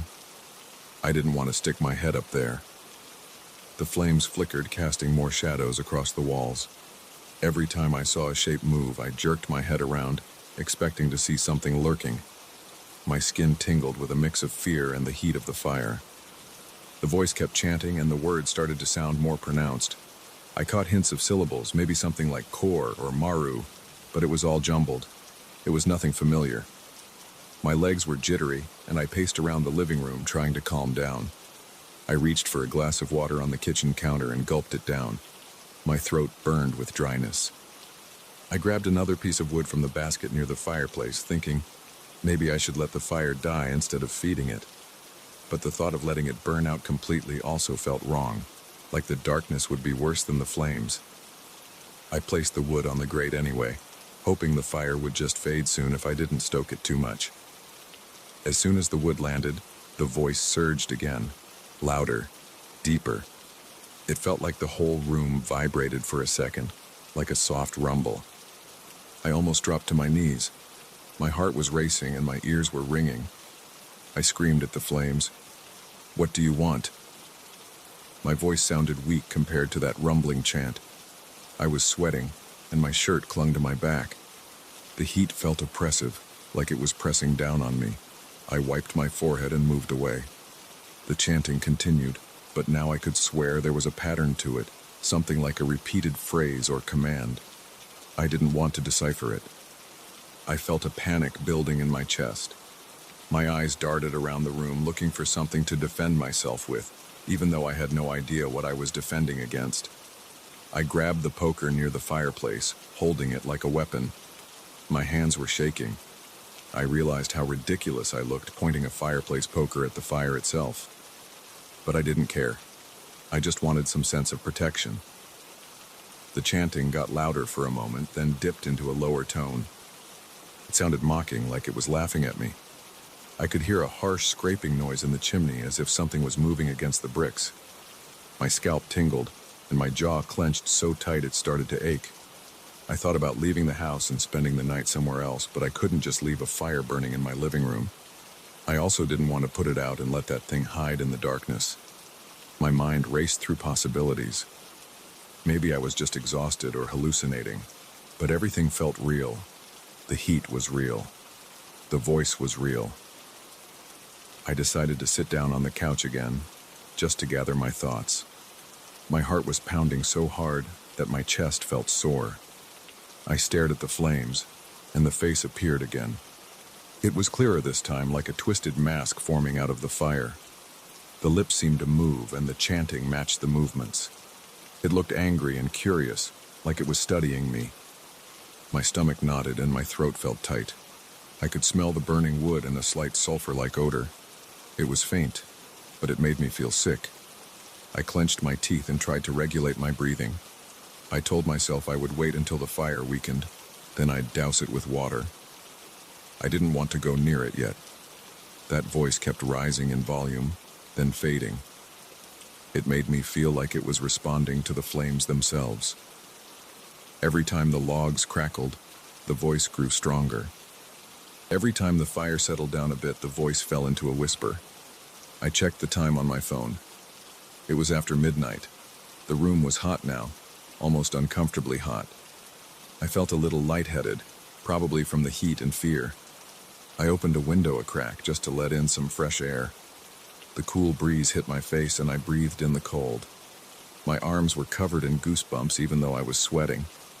I stayed on the couch, gripping the poker in one hand, eyes on the fire. The face in the flames seemed to shift, like it was pressing forward. I thought I saw it grin, but it was hard to tell. I kept hearing those muttered words, that guttural chant. I felt the vibrations in my chest, almost like a slow drumbeat.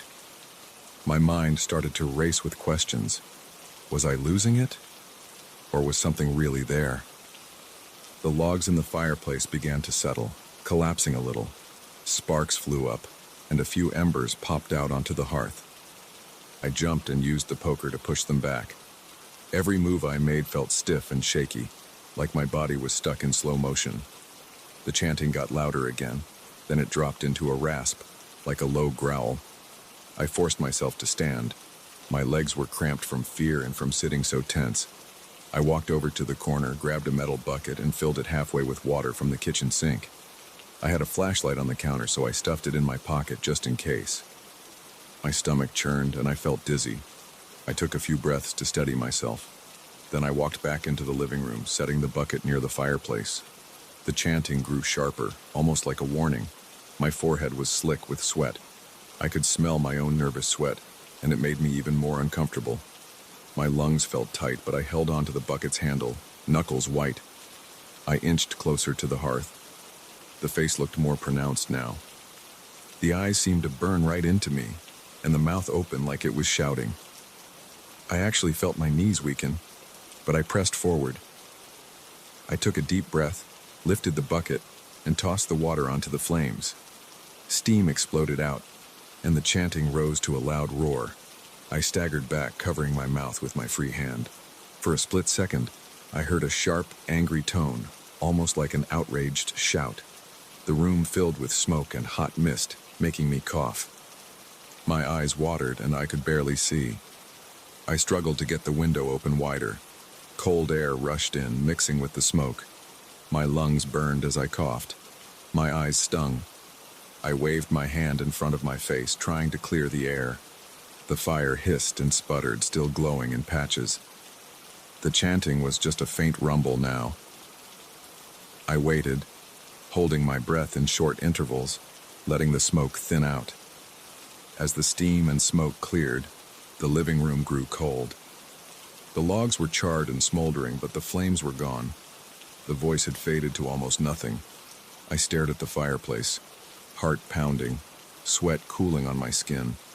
I felt dizzy and drained, like I'd run a marathon. I approached the fireplace again, breathing through my mouth.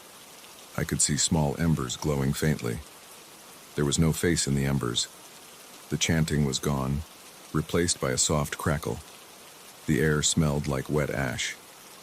I kept the poker in my hand, tapping the embers, making sure they were out. Every little hiss made me jump, but there was no more voice. I collapsed on the couch, my body shaking. My heart rate was still high, and my thoughts were all over the place. The house felt cold again. My face was hot, but the rest of me was chilled. I didn't know if I should stay awake or try to sleep. I decided to sit there for a while, listening to the quiet. Eventually, my breathing slowed and the tension in my shoulders lessened a bit. I stayed up until morning, watching the fireplace, making sure the fire stayed out. I could still hear the echo of that chanting in my head, but I didn't hear it anymore in the house. The night went by slowly. Every few minutes, I'd check the chimney with my flashlight, half expecting to see something lurking, but it was just dark and empty. When the first light of morning came in through the windows, I finally let myself move away from the couch. My body felt exhausted and my clothes were damp from sweat. I opened more windows and let the cold morning air sweep through the living room. The fireplace looked ordinary again, just blackened logs and some ash. But I couldn't shake the feeling that something had been in there, something that stirred when I fed the fire. I haven't used the fireplace since that night. The thought of hearing that voice again makes my chest tighten. Even now, when I glance at the fireplace, I imagine I see a faint outline of that twisted face. Sometimes I think I hear a low murmur, like a memory. I try to ignore it. I keep the damper closed and the grate locked. I don't want to risk waking whatever was in those flames. I just live with the cold now. It's better than hearing that voice again.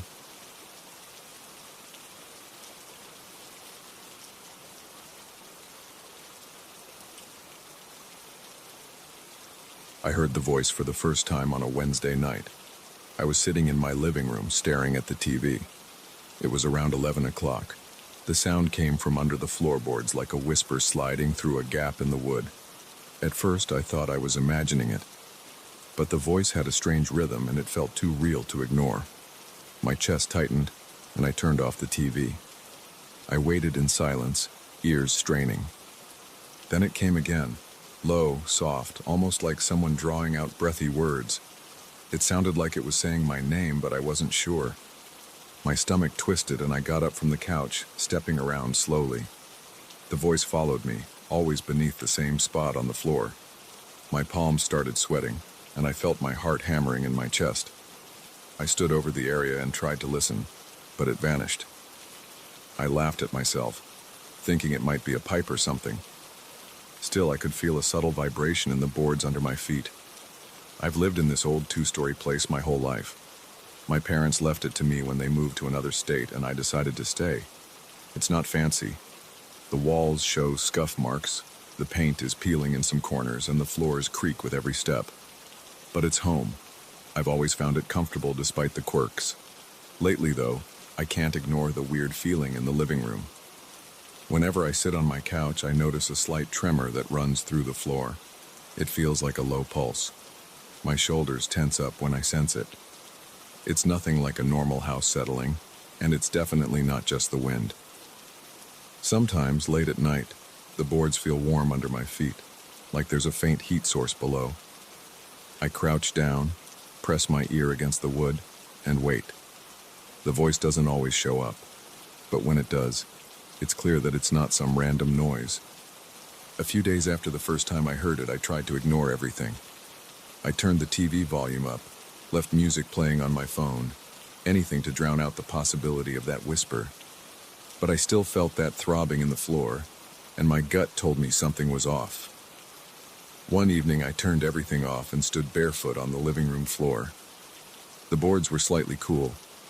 My heart pounded because I was half expecting to hear that voice.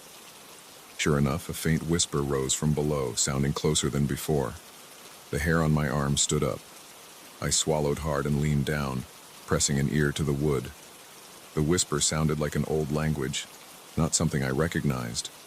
My name seemed to blend in with the murmurs like a soft call hidden in a string of unfamiliar words.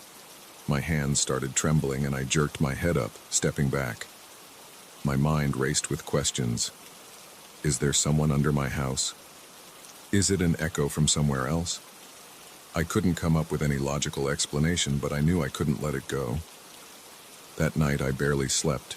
I live alone, and the silence in my bedroom felt huge. The walls seemed to expand and close in at the same time. I could almost feel that throbbing through the mattress, but I wasn't sure if it was real or just my nerves. Around 3 in the morning, I finally got up and walked quietly down the hallway to the living room. I stood at the doorway, peering at the floor. The moonlight came through the window, shining on the old boards. Everything looked normal, but my pulse was racing. I inched forward, expecting to hear something, but it stayed quiet. Still, a pressure in the air made my skin crawl. I didn't step off the rug that night. I just stared at the floor, my mouth dry, my heart pounding in my ears. Eventually, I went back to bed with a tight knot in my gut, feeling like I was stuck in some weird standoff with the space under my house. Over the next few days, I tried logical solutions. I checked the plumbing. I walked around outside the house to see if there was a loose vent or a strange draft. I examined the crawlspace hatch in the backyard. It's an old wooden door near the foundation, about half a foot above ground level. I'd never liked going down there because it's cramped and dusty, but I convinced myself it was necessary. The day I decided to check it, the sky was overcast and the air felt humid. I knelt down in the yard, my jeans pressing into the damp grass, and yanked the hatch open. A musty smell rushed out. I found a flashlight and aimed it inside. The space looked about as I expected. Dirt floor, cobwebs, bits of insulation falling from between the joists. I crawled in on my elbows, the flashlight bouncing against the ground. My chest felt tight. I moved slowly, scanning the beams overhead and the dark corners. My heart thundered so loudly I could hear the blood rushing in my ears. I stayed under there for about 10 minutes, shining the light around. I found nothing odd, just a few old pipes, wiring, and the typical signs of age.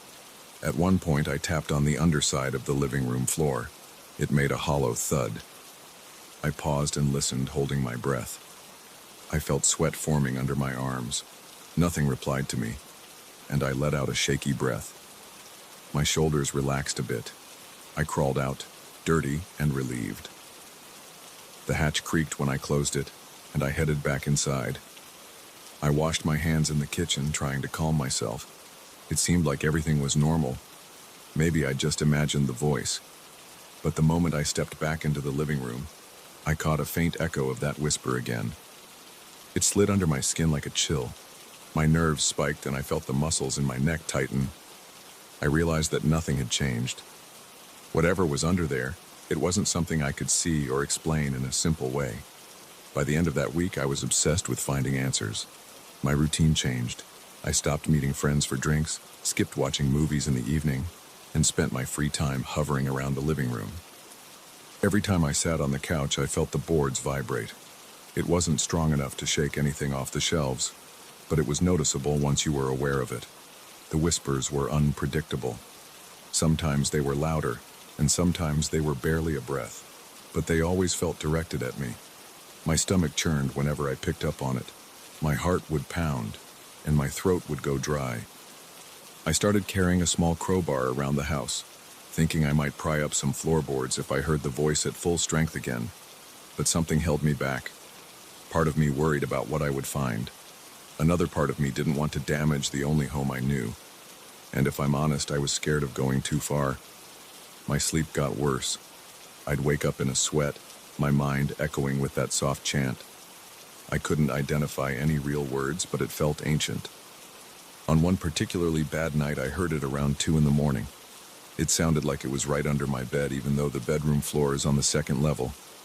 I shot upright, heart racing, and I could still hear it through the walls. I raced downstairs in my pajamas, flipping on every light as I went. The living room lights buzzed. The moment I entered, the floor let out a dull thump, like it was greeting me. I stopped, panting, fear crawling through my chest. Then the voice faded. I stood there, not sure if I wanted to throw up or scream. After a few minutes, I forced myself to kneel down and press my ear to the floor. My heart pounded, and my breathing was uneven. The whisper was so faint I could barely catch it, but it was still there, repeating something under the boards. I decided to make a plan. I was done feeling helpless. The next day, I went to the hardware store and bought a new flashlight, a dust mask, and a stronger crowbar. I also got a portable work lamp to set up underneath the house if I had to crawl around there again. My hands shook as I paid for everything. I came home, set the items on my kitchen table, and paced back and forth. The idea of ripping open the floor felt dramatic, but I didn't know what else to do. My body was always tense, and I had lost a lot of sleep. I figured that if I found nothing, at least I'd be able to reassure myself it was all in my head. By late afternoon, I moved the coffee table aside, threw the rug to one corner, and placed the crowbar next to the longest floorboard in the middle of the room. I stood there staring at it, heart racing. My skin felt cold, and the hairs on the back of my neck stood up. I couldn't hear the whisper right then, but the silence itself was unnerving. It took me half an hour to get the nerve to wedge the crowbar under the first board. I pried it up, hearing the nails squeal. Dust puffed out, making me cough. My forehead was damp with sweat. Under the board, I saw insulation and darkness. The flashlight beam cut through the gap, but I didn't see anything unusual. I moved to the next board, careful not to break too much. Each time the nails groaned, my chest tightened. My shoulders felt stiff and sore. After removing 3 boards, I had a decent opening. The air from below smelled stale. I clicked on the flashlight and aimed it inside. It looked just like the crawl space I'd seen outside, only from another angle. I couldn't spot any hidden room or passage. Still, I couldn't shake that feeling that something was watching me. I sat back on my heels, swallowing hard. My throat felt rough. The house was silent, but my ears were ringing from the tension. I stared into that dark opening for a while. Finally, I decided I had to go in. I stretched out on my stomach, lowering myself part way, my feet still on the living room floor. My flashlight moved over dirt, old spider webs, and wooden beams. I heard a small drip from a pipe. The crawl space was just big enough for me to squeeze around, but I didn't see anything out of place. Suddenly, I felt a pulse in the boards behind me. It was gentle, but I sensed it through my knees. My heart jumped. I twisted around, shining the flashlight back toward the living room. Nothing was there, but that pulse came again. My ears started buzzing. I breathed in and out, trying to steady myself. Then faintly, I heard the whisper. It was clearer than ever, like it was flowing through the wood itself. My name surfaced in the sound. My skin prickled and my pulse pounded in my neck. I scrambled backward, almost hitting my head on the floorboards. My chest rose and fell with sharp breaths, and I didn't care about the dust or the dirt in my clothes. I crawled out of the hole, stood up, and grabbed the crowbar tightly. The whisper stopped again. I felt my legs shaking, and my eyes burned from the strain of staring into the dark. I glanced around the living room, half expecting something to jump out, but everything looked normal. The TV was off, the couch was in its usual place, and the shelves were lined with my books and random knickknacks. Nothing seemed threatening except for that open gap in the floor. I stood there trying to steady my breathing. After a minute, I set down the crowbar and picked up my flashlight. I considered going back under with the work lamp, but I couldn't force myself to do it right then. Instead, I hammered the boards back in place. My hands were trembling the entire time, and the nails didn't go in straight. I decided I needed a break, so I went to the kitchen, drank a glass of water, and leaned against the sink. My mouth felt dry even after chugging the entire glass. The quiet pressed in on my ears, but I didn't hear the voice at that moment. I tried to focus on the tasks in front of me, put the rug back, fix the couch, and try to relax. I placed the work lamp and extra tools in a corner of the living room within reach if I changed my mind. My shirt stuck to my back, and I realized I was drenched in sweat. I felt tired, but I also felt wired. Sleep seemed impossible, but my eyes stung from fatigue. That night I sat on the couch with all the lights on, staring at the section of the floor I'd pried up. The boards didn't line up perfectly anymore, and that gap reminded me of how close I got to that weird whisper. I didn't have music or the TV on. I wanted to hear everything clearly. My heart pounded in my chest, and I felt my jaw clenching. Hours passed without any sign of the voice. My muscles were stiff, and my eyes kept darting to the edges of the floor where it met the walls. Around 2 a.m, I dozed off for a few minutes. Then I jerked awake, feeling that slow vibration again. The living room lamp flickered, or maybe my eyes just twitched. The whisper rose up like a soft gust of air below me. It was almost comforting and threatening at the same time. My muscles tensed, and my breath came in shallow spurts. I leaned forward, my hands on my knees, staring at the floor. "What do you want?" I said in a low voice, though I didn't expect an answer. The whisper continued, circling my name, never quite forming a direct reply. My head started to spin, and I forced myself to stand up, grabbing the back of the couch for support. Right now, as I record this, the board I pulled up is still not fixed correctly. It creaks under the slightest pressure. There's a chill in the air, though I have the windows closed. I keep the flashlight next to me at all times, and I haven't been able to sleep in my bedroom for the last few nights. I don't know exactly what's under my house, but I can't pretend it's just pipes or wind. The voice keeps calling, and I feel it vibrating through the walls and the floor. My instincts tell me I should leave, but I can't bring myself to do that. This is my home, and I feel like I have to face whatever is down there. Even if I can't explain it, I need to see it. I'm afraid that if I ignore it, the voice will keep growing stronger until it's all I can hear. I'm afraid of what I might find, but I'm more afraid to live with the uncertainty. So I'm staying. I'm listening. And I'm waiting for the moment when I can finally look beneath this floor and demand some kind of answer.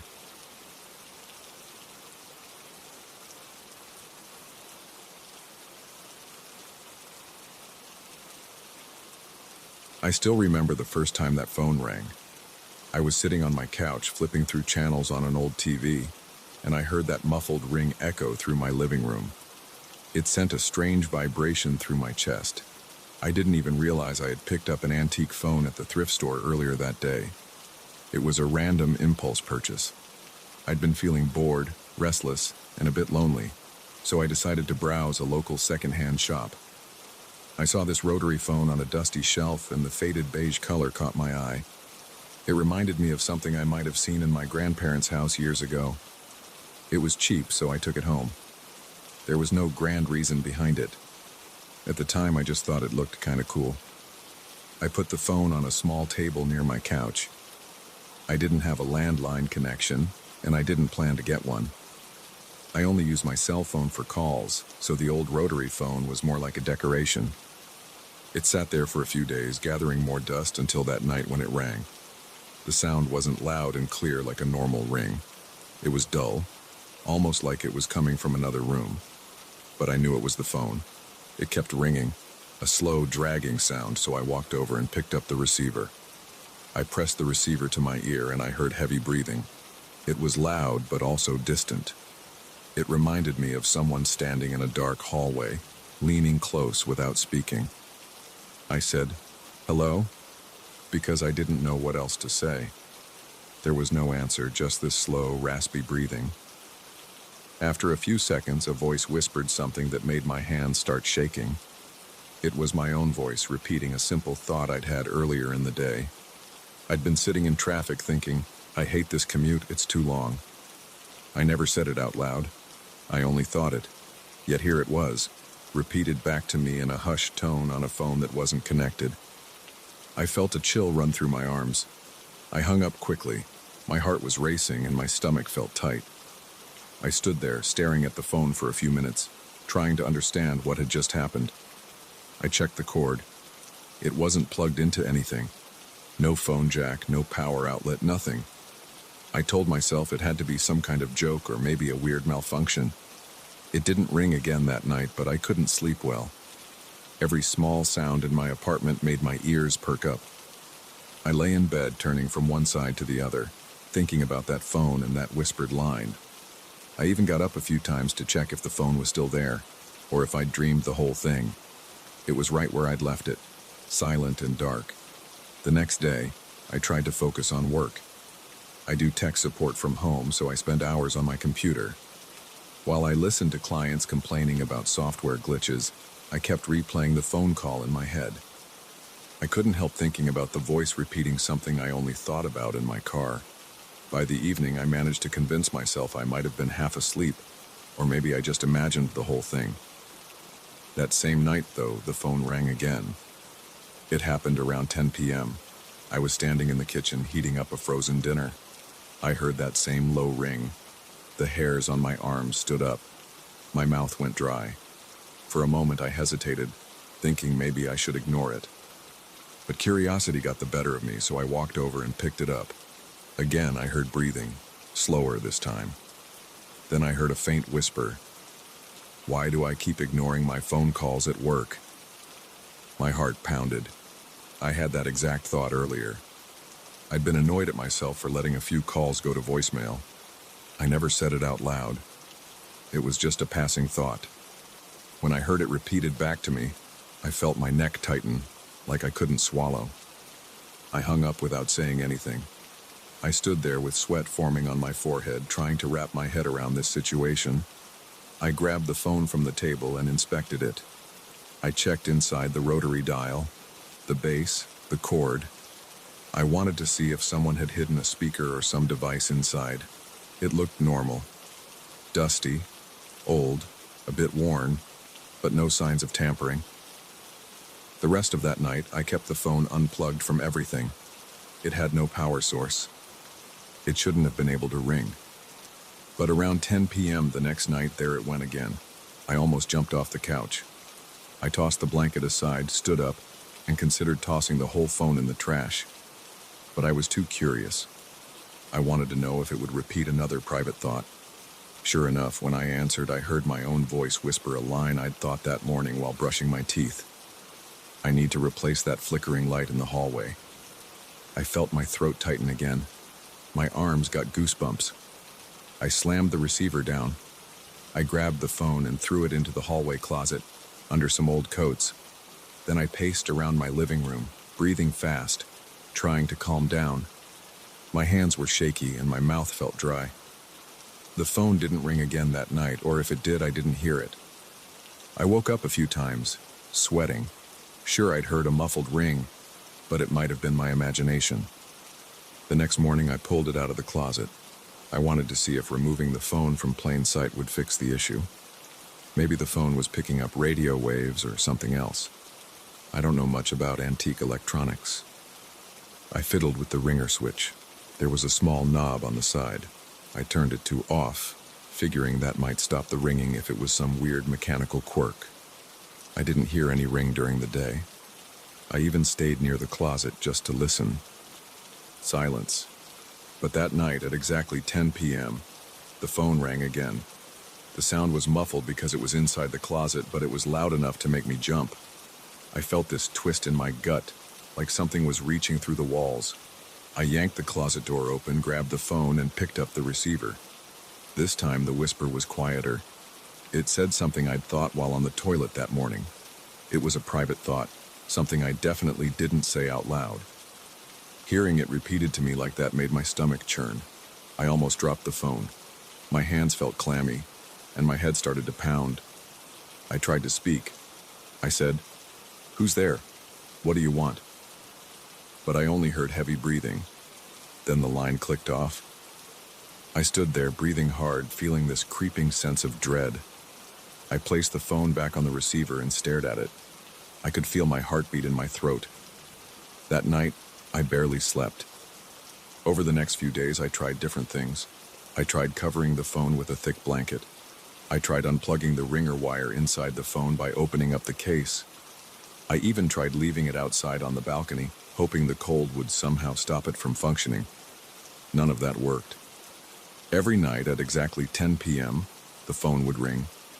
I'd pick it up, and I'd hear a whisper repeating something I'd only thought in my head earlier that day. It was never anything big or dramatic. It was always simple stuff like being irritated at a neighbor's noise or telling myself I needed to buy more milk. But the fact that the phone repeated these thoughts word for word left me on edge. I felt trapped. During the day, I started watching my thoughts, worried that they'd come back to haunt me at night. My chest felt tight from the constant anxiety. My mouth stayed dry and my head ached. My appetite faded. I spent hours pacing my apartment, trying to figure out a rational explanation. I searched online for any stories about haunted phones or electronic anomalies. I found a few random forums with people talking about weird phone issues, but nothing like this. Some people claimed to have heard ghostly voices or static from disconnected phones, but nobody said anything about repeated private thoughts. One afternoon, I decided I'd had enough. I took the phone, wrapped it in a plastic bag, and drove across town to a dumpster behind a strip mall. I tossed the phone in there. Then I drove home, feeling relieved. I felt like I'd broken free of a curse. But at 10 p.m. that night, I heard the ring. I nearly fell off my couch. The sound was coming from my hallway closet. I opened the closet door and the phone was sitting there on the shelf, not wrapped in any plastic bag. My legs went weak. I froze, holding the doorknob. The phone rang again. My mind felt scrambled. I knew I had thrown that phone away. Yet here it was, as if it never left. I didn't want to pick it up, but I also couldn't ignore it. I lifted the receiver. I heard the whisper repeating something I'd thought earlier about how annoyed I was at my own reflection in the mirror. My breathing sped up, and I almost felt dizzy. I forced myself to stay upright, slammed the receiver down, and took a step back. I couldn't make sense of any of this. Over the next few days, I tried smashing the phone. I took a hammer to it in my kitchen. I broke the rotary dial. I shattered the plastic cover. I snapped wires. I made it into a mess of broken parts. My arms hurt from hammering, and I worked up a sweat. I was panting by the time I was done. Then I dumped the pieces into a trash bag and took it to the curb outside my building. When I got back to my apartment, I felt shaky but a bit calmer, like I'd finally solved the problem. That night, I was in bed around 10 p.m. My heart was racing as I waited. I didn't hear anything at first. Then I heard that same muffled ring coming from the living room. I grabbed my baseball bat from under the bed and walked out slowly. My pulse was racing. My scalp felt tight, and I had goosebumps on my arms. The broken phone was back on the small table near my couch, looking like it had never been smashed. It was intact. The dial was whole, the cord was fine. It rang again, that low, distant sound. I felt a wave of nausea. I forced myself to pick up the receiver. My hands were trembling. I put it to my ear and the whisper repeated a thought I'd had while making coffee that morning. I need to buy more sugar. It was such a mundane thought, but hearing it repeated by this impossible phone made my chest tighten. I slammed the receiver down, stepped away, and fell onto the couch. My head was pounding, and my palms were sweaty. I tried to live with it for a few weeks. Every night the phone would ring at 10 p.m., and I'd pick up, hear my private thought from that day, hang up, and sit there feeling shaken. My sleep schedule fell apart. I started waking up covered in sweat, checking the phone at random hours. Sometimes I just stared at it, waiting for it to ring. During the day, I kept my mind as blank as possible, worried about what might get repeated next. I barely left my apartment, and I stopped talking to friends or neighbors. Whenever I heard someone in the hallway, I felt this weird fear, like they might notice something off about me. One night, I tried unplugging my router and turning off my cell phone, thinking maybe some strange hacking was involved. It didn't make any difference. At 10 p.m., I heard that same ring, like a dull bell in my living room. I walked over, feeling weak. My legs shook. I picked up the receiver and listened to the whisper repeat a frustrated thought I'd had about my neighbor's loud music earlier in the day. I felt exposed, like someone was crawling around inside my head. I tried talking to the phone, demanding it explain itself, asking who or what was on the other end. I only heard breathing and the click of the line ending. I tried ignoring the phone for a couple of nights, but it kept ringing until I picked up. It wouldn't stop. The sound echoed through my apartment like a faint alarm, and I felt trapped by it. I decided to move the phone to a storage unit I rent on the other side of town. I drove out there during the day, put the phone in a cardboard box, locked the unit, and came home. I felt relieved, but also on edge, worried it might just appear in my apartment again. When 10 p.m. came, I heard nothing. My apartment was finally quiet. I almost cried from relief. I actually slept a full night for the first time in weeks. But around noon the next day, I heard a ring. It wasn't 10 p.m. It was midday, which was new. It sounded like it was coming from my living room. My stomach knotted up. I walked over and saw the phone sitting on the small table again. It looked the same, like it had never left. The ring continued until I answered it. Then I heard a whisper of a thought I'd had while driving back from the storage unit. Maybe this is finally over. That's when I realized there was no escaping it.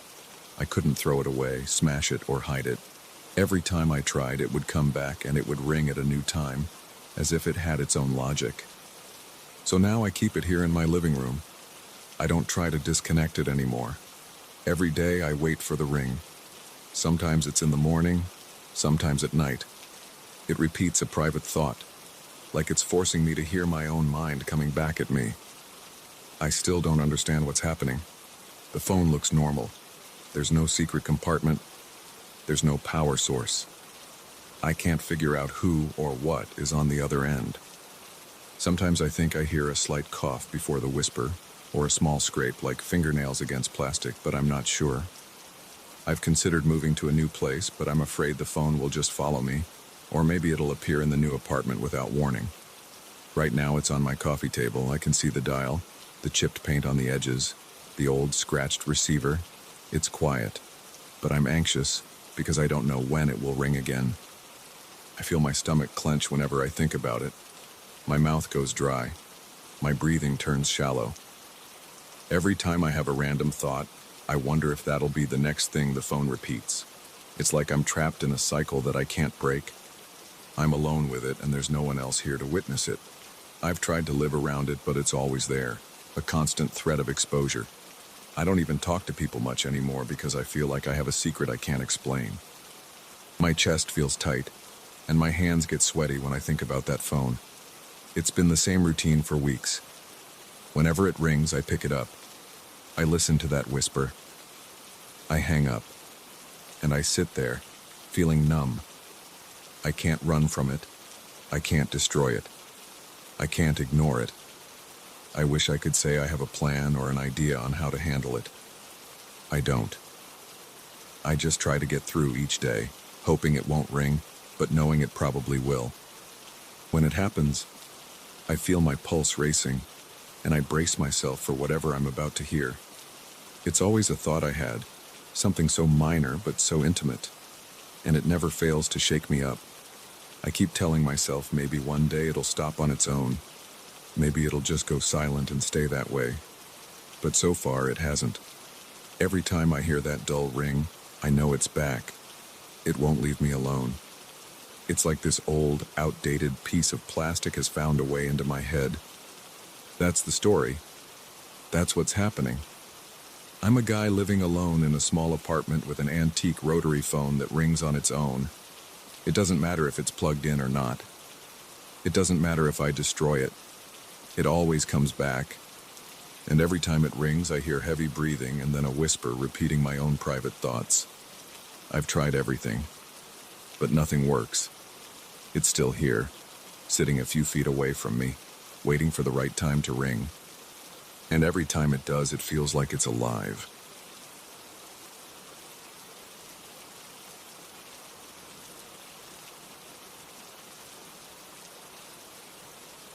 I got home last Monday, tossed my keys on the kitchen table, and took off my shoes without thinking about anything except the shower I wanted to take.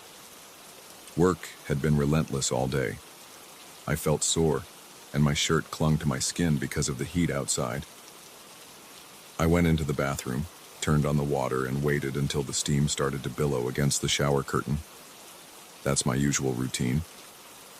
I step inside, feel the hot water on my back, and let my muscles relax. But that night, when I finished and wiped my face, I saw something on the mirror that stopped me cold. There were faint lines, like half-erased letters, spread across the fogged-up glass. I squinted. I could make out fragments of words I didn't remember writing. My heart pounded, and I leaned in to look closer. Before I could figure them out, I wiped the mirror with my towel. The marks disappeared instantly. I didn't dwell on it too much. I dried off, got dressed, and went to bed. But I couldn't forget the strange sight of those incomplete letters. The next evening, I found myself rushing into the bathroom again. My job demands that I stay late sometimes, so by the time I got home, it was close to 10. I was drained from back-to-back meetings. My shoulders ached, my feet felt heavy. I switched on the shower, closed the door, and waited for the water to heat. Steam quickly covered the mirror. I stripped down and got in. The water pressure hit my skin with a steady pulse. I let out a grunt of relief and tilted my head back. The heat helped me forget everything for a moment. But after a few minutes, I remembered what I had seen on the mirror the night before. My stomach twisted. I glanced at the glass door, half expecting to see shapes forming through the steam. I tried to shake off the feeling and finished showering. I stepped out and stared at the mirror. It was completely fogged up. My body was still dripping, and the room smelled like my usual soap. This time I noticed several odd symbols drawn in the middle of the condensation. They looked like scribbles or shapes I couldn't recognize.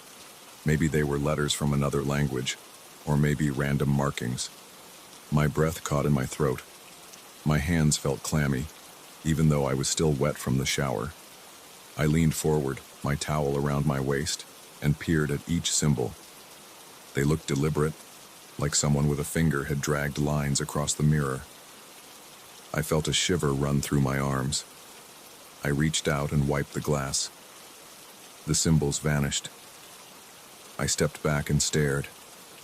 My reflection stared back at me, watery and blurred around the edges. I didn't know what to think.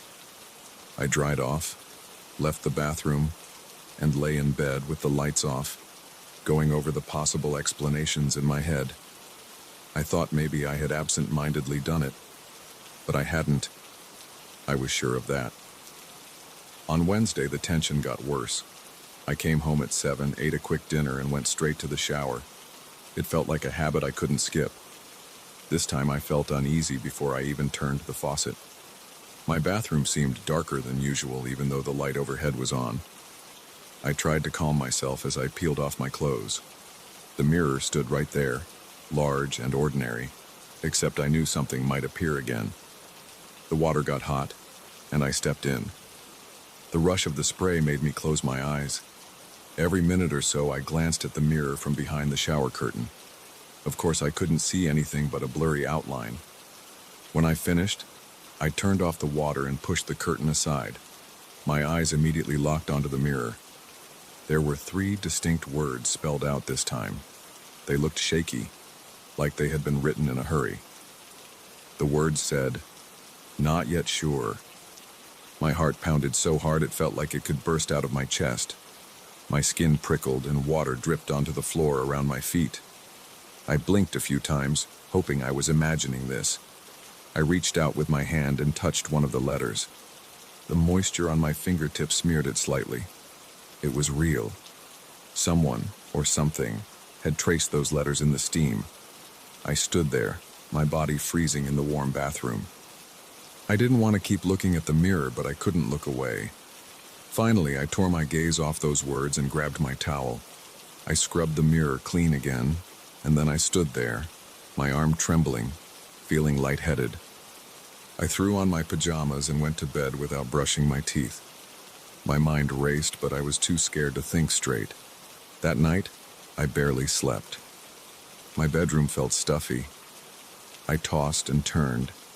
Every time I closed my eyes, I saw that phrase, "Not yet sure." It made me feel like something was about to happen, like I was waiting for something unknown. My thoughts got jumbled. I tried to tell myself it was just a trick of the mind, maybe some leftover writing I did without remembering, but I knew that was a lie. The strokes were too neat and clear for me to have done them subconsciously. Thursday came, and work was a blur. I snapped at a colleague for asking a simple question. My boss gave me a disapproving glance. By 5 o'clock, my left eye twitched from lack of sleep. I couldn't wait to get home, but I also dreaded stepping into that bathroom again. I thought about skipping my shower, but my body felt grimy from stress. The drive back felt longer than usual. I kept my radio off because I couldn't handle any noise. When I arrived home, I stood in the hallway for a bit, my eyes on the bathroom door. It was partially open. The light was off, but I felt like something was in there, waiting. I shook that thought away, flicked on the light, and stepped inside. The mirror looked normal. I turned on the shower and stepped under the hot water, trying to keep my head clear. My eyes stayed open most of the time, stinging from the soap, because I didn't want to let the mirror out of my sight for too long. After I finished washing up, I turned off the water and stared at the mirror. There was a short phrase again. It said, "Thought you knew." My mouth went dry. I could taste my own anxiety on my tongue. My knees felt wobbly. I pressed a hand against the cold tile wall to keep myself steady. The words didn't move. I whispered to myself, "What the hell is this?" My voice sounded shaky. I reached for my towel, dried myself off, and then brushed my fingers over the words. They faded under my touch. I hurried out of the bathroom, grabbed some clean clothes from my dresser, and sat on the edge of my bed. My head throbbed. I kept picturing those words. Something seemed to be suggesting that there was a truth I should be aware of, but I had no clue what it might be. I had no hidden secrets that big, just normal stuff everyone has. At least that's what I told myself. I couldn't eat much that night. I flipped through the channels on my TV, but nothing stuck in my mind. I kept feeling the urge to go back to the bathroom and check if something else had appeared. I resisted for a while, then gave in. The mirror was still. No new words. I tried to relax, but I couldn't. I crawled into bed, replaying everything. My heart was racing, and I felt like I was on the verge of panic. Friday, I woke up feeling slightly sick. My alarm went off, and I groaned. My reflection in the bedroom mirror looked pale, with dark circles under my eyes. I decided to skip my usual morning shower. I threw on some clothes, splashed water on my face in the kitchen sink, and rushed to work. The day dragged on. My body felt tense. My phone vibrated with messages, but I ignored most of them. I ate lunch alone, not wanting to talk to anyone. By the time evening came, I realized I couldn't avoid my own bathroom forever. I live alone, and that shower is part of my routine. When I got home, I walked straight to the bathroom. I turned on the light and stared at the mirror. It was clean and empty. No messages. I let out a short laugh, but it was forced. I turned on the water and waited. The steam fogged up the mirror again. I felt sweat trickle down my neck, and not just from the heat. I stepped into the shower. The hot water pounded on my shoulders and eased some of my tension. Then I heard a faint squeak. My heart kicked against my ribs. It sounded like a finger dragging across the glass. I couldn't see through the shower curtain because it's not transparent. I felt my stomach twist in knots. I shut off the water and pulled the curtain aside quickly. My body was trembling. I stared at the mirror. This time, there was a longer phrase. "It's almost time." I swallowed hard. My chest felt tight. My breathing was shallow. I stepped toward the mirror, ignoring the water dripping onto the floor. The letters were bigger, more forceful. I touched them, and my fingertip came away with moisture. I felt dizzy. I clenched my hand into a fist and wiped the mirror in a single motion. I glared at my reflection, which looked pale and frightened. Then I stormed out of the bathroom, water still clinging to my body. I pulled on a t-shirt and sweatpants, dropping my towel somewhere along the way. I paced around my living room for a few minutes. My hands shook. My scalp tingled. I felt a need to keep moving, like if I stopped, I would collapse. Eventually, I sat down on my couch. My mind kept flashing back to the phrase, "It's almost time." Time for what? I tried to watch a movie. I paused it midway because my focus was shot. I went to the kitchen for a glass of water, drank it in one gulp, and realized I was sweating. The air conditioning was on, but I felt hot. I checked the thermostat. It showed a normal temperature. My heart was racing. I tried to calm down by lying on the couch and closing my eyes, but every time I drifted off, I saw that message in my mind. After an hour of tossing around, I got up and walked down the hallway. The bathroom door was closed. The overhead light was off. I flipped the switch. The mirror was blank. I exhaled and shut off the light again. I went to bed, but my sleep was restless. Saturday morning, I woke up with a stiff neck. I swung my legs over the side of the bed and stared at the floor. My apartment felt suffocating. I opened all the windows. A mild breeze came in. I spent the day cleaning. I vacuumed, washed dishes, did laundry. I kept myself busy so I wouldn't think about what was happening in the bathroom. By 6 that evening, I was sweating and needed a shower. I tried to resist it. I kept telling myself to just skip it, but I felt gross. Eventually, I caved in. I went to the bathroom, bracing myself. I left the door open this time, hoping that maybe it would help. I turned on the water, but didn't let it get too hot. I didn't want as much steam. I took a lukewarm shower, rinsed quickly, and turned off the water. The mirror had only a thin layer of fog. I let out a sigh of relief. But then I noticed something in the corner of the mirror. 4 small words. "You cannot hide." They were written in a slender, angled script. My chest tightened. My breath caught in my throat. I blinked several times. The words didn't vanish. My mind raced. Was there someone in my apartment? How did these messages keep appearing? I wiped the mirror clean again, rubbing so hard my arm got sore. I checked every inch of my apartment that night. I opened closets, looked under furniture, glanced behind doors. There was nobody there. I felt exhausted but too on edge to sleep. My reflection in the living room window looked hollow. I closed the blinds. I paced. My body buzzed with nervous energy. My jaw was clenched so tight that my head hurt. Eventually, I fell asleep on the couch, the TV quietly humming in the background. Sunday arrived, and the unease was worse than before. I kept replaying all the messages, the symbols, the half-phrases, the references to secrets I didn't remember telling anyone. Around noon, I made coffee but barely touched it. My hands were shaking. I left the mug in the sink. I sat on the couch staring at the bathroom door, which I had left open. Sunlight streamed into the living room, but the bathroom looked dark in comparison. I wasn't sure if I could face another message, but I knew I had to shower eventually. By the afternoon, I decided to do it.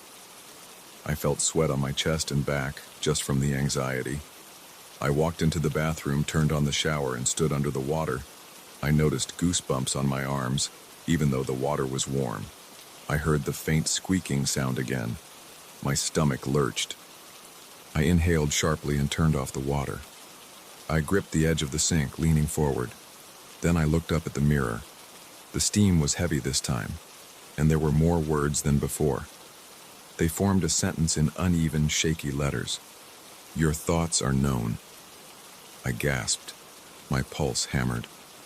Sweat and water ran down my forehead. I felt like I was standing on unstable ground. My thoughts? Which ones? I tried to breathe calmly, but my chest felt tight. The letters slowly started to drip, distorting the sentence into a blur of streaks. I wiped the mirror with my hand, clearing everything away.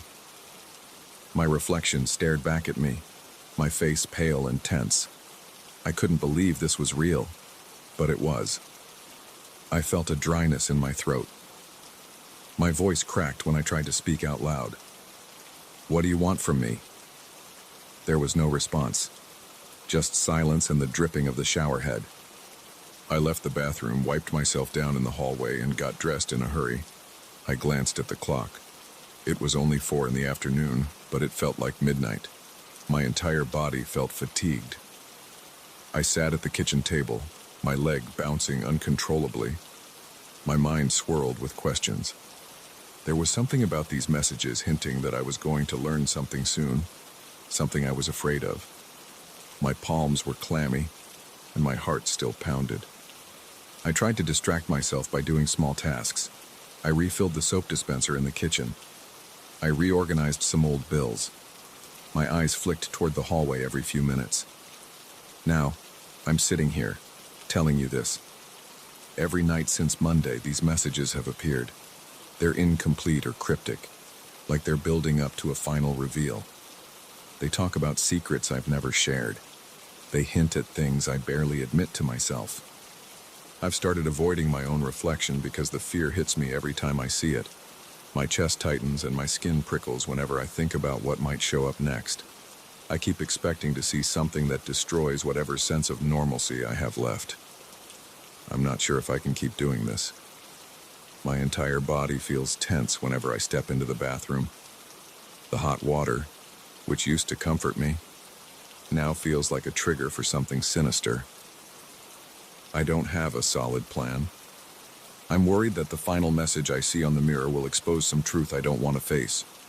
Every time I stand there, the steam rises, and I brace myself for another string of words. I wish I could pretend it's not real, but I've seen the messages fade under my own hand. I've smelled the stale scent of the steam. I've heard that squeak of a finger on glass. I don't know what the mirror is trying to tell me. I just know I'm afraid of it. I'm afraid of the moment I read the final words, and I'm afraid of whatever those words might say. That's why I avoid my reflection now. I take shorter showers. I keep the water cooler. I wipe the mirror down as fast as I can and leave the bathroom quickly. But I still feel that creeping sense of dread.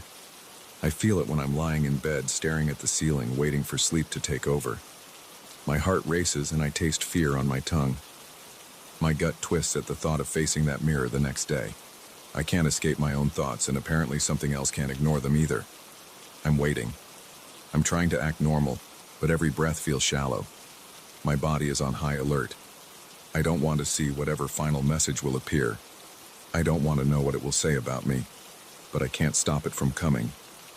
It's there, in the back of my mind, telling me that one day soon I'll step out of the shower, look up at the fogged glass, and see the rest of the message. And at that point, I might finally understand why this is happening.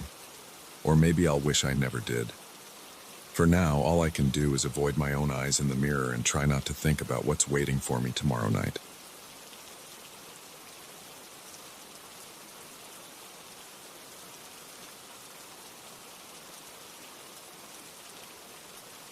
I got this clock as a gift a few weeks ago, and I knew right away it wasn't just another antique. It had a heavy frame, strange carvings of demonic faces, and a big pendulum that swung in a deliberate rhythm. From the moment I hung it on my living room wall, it dominated the space. I wanted to ignore how odd it looked and sounded, but I couldn't. Now, every night at midnight, it stops. The pendulum freezes in place, and everything goes silent. After a few seconds, it starts up again, and the ticking changes. It's steady but feels deeper and more forceful. I notice the walls vibrating. I notice my own breathing speeding up. I stand there in the dark and try not to panic, but it's impossible to ignore the sense that something is stirring in my house. I live alone in a small single-story home on a quiet street. The front door leads straight into my living room, and the living room connects to a short hallway. At the end of that hallway, there's my bedroom. There's also a modest kitchen and a bathroom that I barely use except for quick showers and basic necessities. I never had any trouble sleeping here before I got that clock. My evenings were always calm. I'd read or watch some TV, then turn off the lights. I never worried about strange noises because there were none. Now I spend my nights listening to every single creak and echo. The clock keeps drawing my attention. Its large face has Roman numerals that are worn out at the edges. The hands are thinner than usual, with little scratches that run along the metal. The demonic faces carved into the wood seem to watch me when I walk by. The day I got it, I remember thinking it might be valuable. A friend gave it to me, saying it was a rare find. I didn't ask many questions. I thanked him, shook his hand, and carried it into my home. I had to clear some space on the wall because the clock was bigger than I expected. When I first hung it, it felt heavy against the plaster. I remember the nails creaking as I pressed the weight into place. Once it was up, I stood back to check if it was level. The demon faces on the sides looked odd, but I figured it was just old craftsmanship. I pulled the pendulum back, let it swing, and I heard a deep tick right away. It wasn't loud at first, but it felt solid. The first night I didn't notice anything unusual, except that the ticking seemed to get louder as the night went on. I fell asleep on the couch and woke up around midnight. The clock's chime caught my attention. It didn't have a typical chime. It was more of a low gong followed by a faint rattle. My eyes were still half closed and I couldn't fully register what I was hearing. I tried to get more comfortable, but then I realized the clock had gone silent. The second hand wasn't moving, the pendulum wasn't swinging. I rubbed my eyes and listened to the quiet. My own heartbeat felt loud in my ears. After a few seconds, I heard the ticking start again. It sounded slower. It also sounded heavier, like it had more weight behind it. I felt a chill on my arms. The hair stood up on the back of my neck. I sat up on the couch and tried to shake off the feeling of dread, but I couldn't. I got up, walked over to the clock, and put my hand on it. The wood felt cold. The carvings looked more prominent in the dim light. I leaned in, listening to the pendulum swing. It had a rhythm that seemed to pulse in the air. I felt it in my chest. Then I felt a slight vibration in the floor. It traveled up my legs. I tried to tell myself it was just in my head. I pulled my hand away and went to my bedroom. I shut the door, got into bed, and hoped it was just an odd first impression. The next morning, I woke up feeling uneasy. I tried to forget it and went about my day as usual. I work from home, so I spend a lot of time in my office with the door closed. I didn't pay attention to the clock during the day. Around dinner time, though, I noticed the ticking again. It was steady, but I felt like it was daring me to look at it. I forced myself to ignore it. I sat down on the couch, turned on the TV, and tried to watch a show. But the clock kept pulling my focus. Whenever a quiet moment came on the program, I heard that tick. It wasn't loud, but it was firm. It almost matched my pulse. I got up at one point to see if the demon faces on the wood looked different in the daylight. They still looked the same, but their grimaces felt more intense. They had sharp features and hollow eyes. I didn't stare too long. That night, I stayed up with a book, trying to avoid sleeping near the clock. At midnight, I placed myself in the corner of the living room, where I had a clear view of the entire clock. Just as the clock struck 12, it stopped. The minute hand froze. The pendulum stopped. The entire house felt blanketed in silence. I didn't move. My eyes were locked on the pendulum. About 5 seconds later, it started again with a heavy click. The ticking resumed, but it was different. I felt tension gather in my chest. My limbs felt stiff. I stood up and approached the clock. My foot hit a loose floorboard and it creaked loudly. The pendulum swung in front of me, left to right, each movement accompanied by that solid tick. My head started to ache. I couldn't sleep that night. I felt on edge and stayed awake until dawn. I paced the hallway a few times, checked the kitchen for a snack, returned to the living room, turned the clock's face light on and off. I kept thinking I heard faint noises in the hallway. They were soft thumps and a kind of low rumble. When I listened carefully, I realized it matched the clock's rhythm. I had this urge to open the front door and get some fresh air, but I was afraid to leave the clock inside by itself. I didn't want to admit that I was spooked, but I was. On the third night, I decided to do something different. I climbed up on a small stepladder and examined the mechanism at the back of the clock. I was looking for any sign of a defect or something that would explain the midnight pause. The gears looked fine. I tried to wind it manually, but it was already fully wound. The pendulum chain was intact, and nothing appeared broken. When I pulled out the pendulum to start it swinging again, it took off with a jolt and I nearly fell off the ladder. My heart pounded in my chest. I got down and stood there, breathing heavily. That same night, I watched the clock from behind the couch. I turned off every light. At midnight, it stopped, same as before. I counted 5 seconds in my head. Then it resumed. I noticed the demon faces on the side of the clock were catching the faint glow of the streetlight outside. Their carved mouths appeared twisted. I felt my stomach tighten. I didn't want to walk over and stare at them. I also didn't want to look away. I ended up staying right there behind the couch until my back ached. Then I made myself go to bed. For the next few days, I tried to ignore the clock. I set my phone alarm to midnight and shut my bedroom door before the clock could stop. When I heard the phone buzz, I counted the seconds while lying in bed. I pictured the clock's pendulum hanging still for 5 seconds, then starting up again. I couldn't help but feel my own heartbeat sync with that ticking.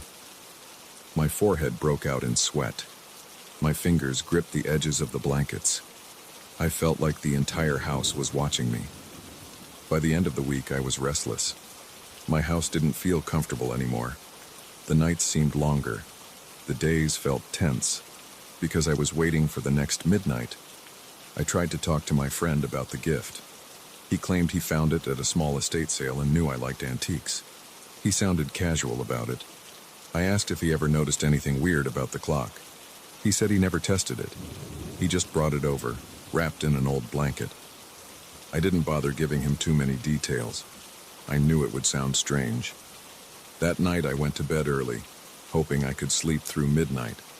I tucked myself in, turned off the light, and tried to block out the faint ticking in the living room. I could still hear it through the walls. The more I tried to ignore it, the more I noticed it. I felt the familiar tension in my chest. I closed my eyes and took slow breaths. The harder I tried to relax, the more I focused on that sound. As midnight approached, I felt my pulse quicken. Then I heard absolute silence. No ticking, no movement. It was the same 5-second gap that I had grown used to. My body tensed. Then the clock started again with that heavier sound. It invaded my bedroom. I sat up in bed, my hands shaking. I felt a dull ache behind my eyes. I got up and walked to the living room. The hallway felt colder. The carpet under my feet felt damp, even though I knew it wasn't wet. I flipped on the living room light. The bulb flickered for a moment and then stabilized. The clock's pendulum swung left to right, with a thick, repeated tick. I walked over and put my palm against the wall next to the clock. I felt a faint vibration. Each time the pendulum reached the end of its arc, the vibration grew stronger. My eyes wandered to the demon faces. Their carved eyes had small grooves around them, and the mouths were parted, showing rows of jagged teeth. My breathing got shallow. I clenched my jaw. I took a step back, stared at the clock face, and saw that it read 12:02. 2 minutes past midnight, and I was standing there, heart pounding, worried that something else would happen. By the 7th night, I was exhausted. I hadn't slept more than 2 hours at a time. The clock felt like a living presence in the house. I tried to record it on my phone. I set the phone up on a table, aimed at the clock, and hit record around 11:50 p.m. Then I sat on the couch with the lights off, waiting. At midnight, the clock stopped. The silence filled my ears. My mouth went dry. I tried not to move. 5 seconds later, the pendulum started swinging again. The ticking sounded thick and resonant. My phone captured everything, but I didn't watch the footage until the next morning. When I played it back, I saw the exact moment the clock's hands froze. The camera audio went silent. There was a faint static crackle on the recording, but no actual ticking. Then the pendulum started moving and the ticking resumed, sounding louder than before. It almost overwhelmed the phone's microphone. Nothing else showed up on the video. No shadows, no weird shapes. I still felt uneasy, though. The silence on the recording made my skin crawl. Last night, something new happened. At midnight, I was waiting in my bedroom. I heard the clock stop, then I heard what sounded like a low hum in the hallway. It vibrated my door. I got up, opened the door, and saw the hallway light flicker. The hum grew louder, then vanished when the clock started ticking again. I moved into the living room and the clock looked normal. The pendulum was moving. The face showed 12:01, and the demon carvings were as menacing as ever. I tried to ignore the rush of cold air on my arms. Now I'm on edge all the time. The clock still stops every midnight. It still resumes with that heavy ticking. The vibrations seem stronger than ever. My living room walls feel like they're pulsing in sync with the pendulum. I feel it under my feet when I walk around. My head hurts most of the day. My shoulders feel tense and my stomach feels knotted. I stand by the clock sometimes, just watching it. I put my hand on the demonic faces, but they're just carved wood, even though they look so vivid. The house feels different. The air is thicker. I keep the windows open during the day to let in fresh air, but I can't escape that ticking. I don't see a clear solution. I think about taking the clock off the wall and throwing it out, but I'm not sure if that would solve anything. Part of me wants to destroy it, but I feel like I shouldn't. I wonder if it's just my imagination, or if there's something else going on. I try not to think about it for too long, because it makes me uneasy. All I know is that every midnight it will stop. Then it will start again with that heavy, penetrating beat. I can't sleep and I can't relax. My heart races at the thought of the next midnight. I sit on the couch, lights off, waiting. 5 seconds of silence, then a ticking that reaches into my chest. That's been my reality since I got this clock. I'm not sure how much longer I can take it.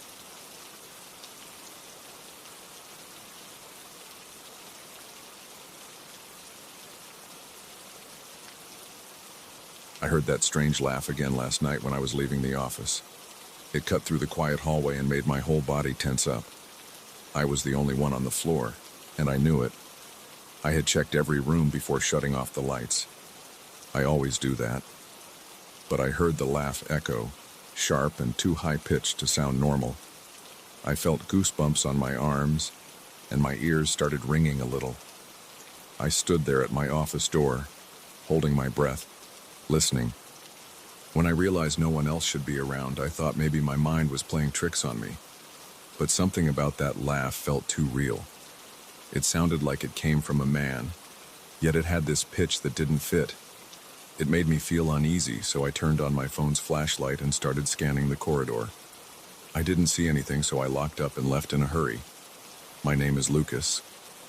I'm 38, and I work as a financial consultant in a cramped office on the 12th floor of an old commercial building.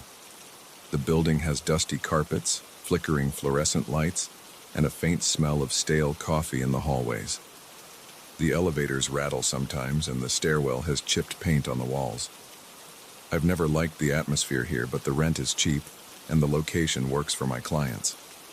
I often stay late to finish paperwork or prepare presentations. Most people leave by 6 or 7. I'm usually here until 9 or 10. I don't mind the quiet. It helps me concentrate. Everything changed about 3 days ago. That night I stayed until almost 10. I was filing some documents and wanted to get them sorted before a morning meeting.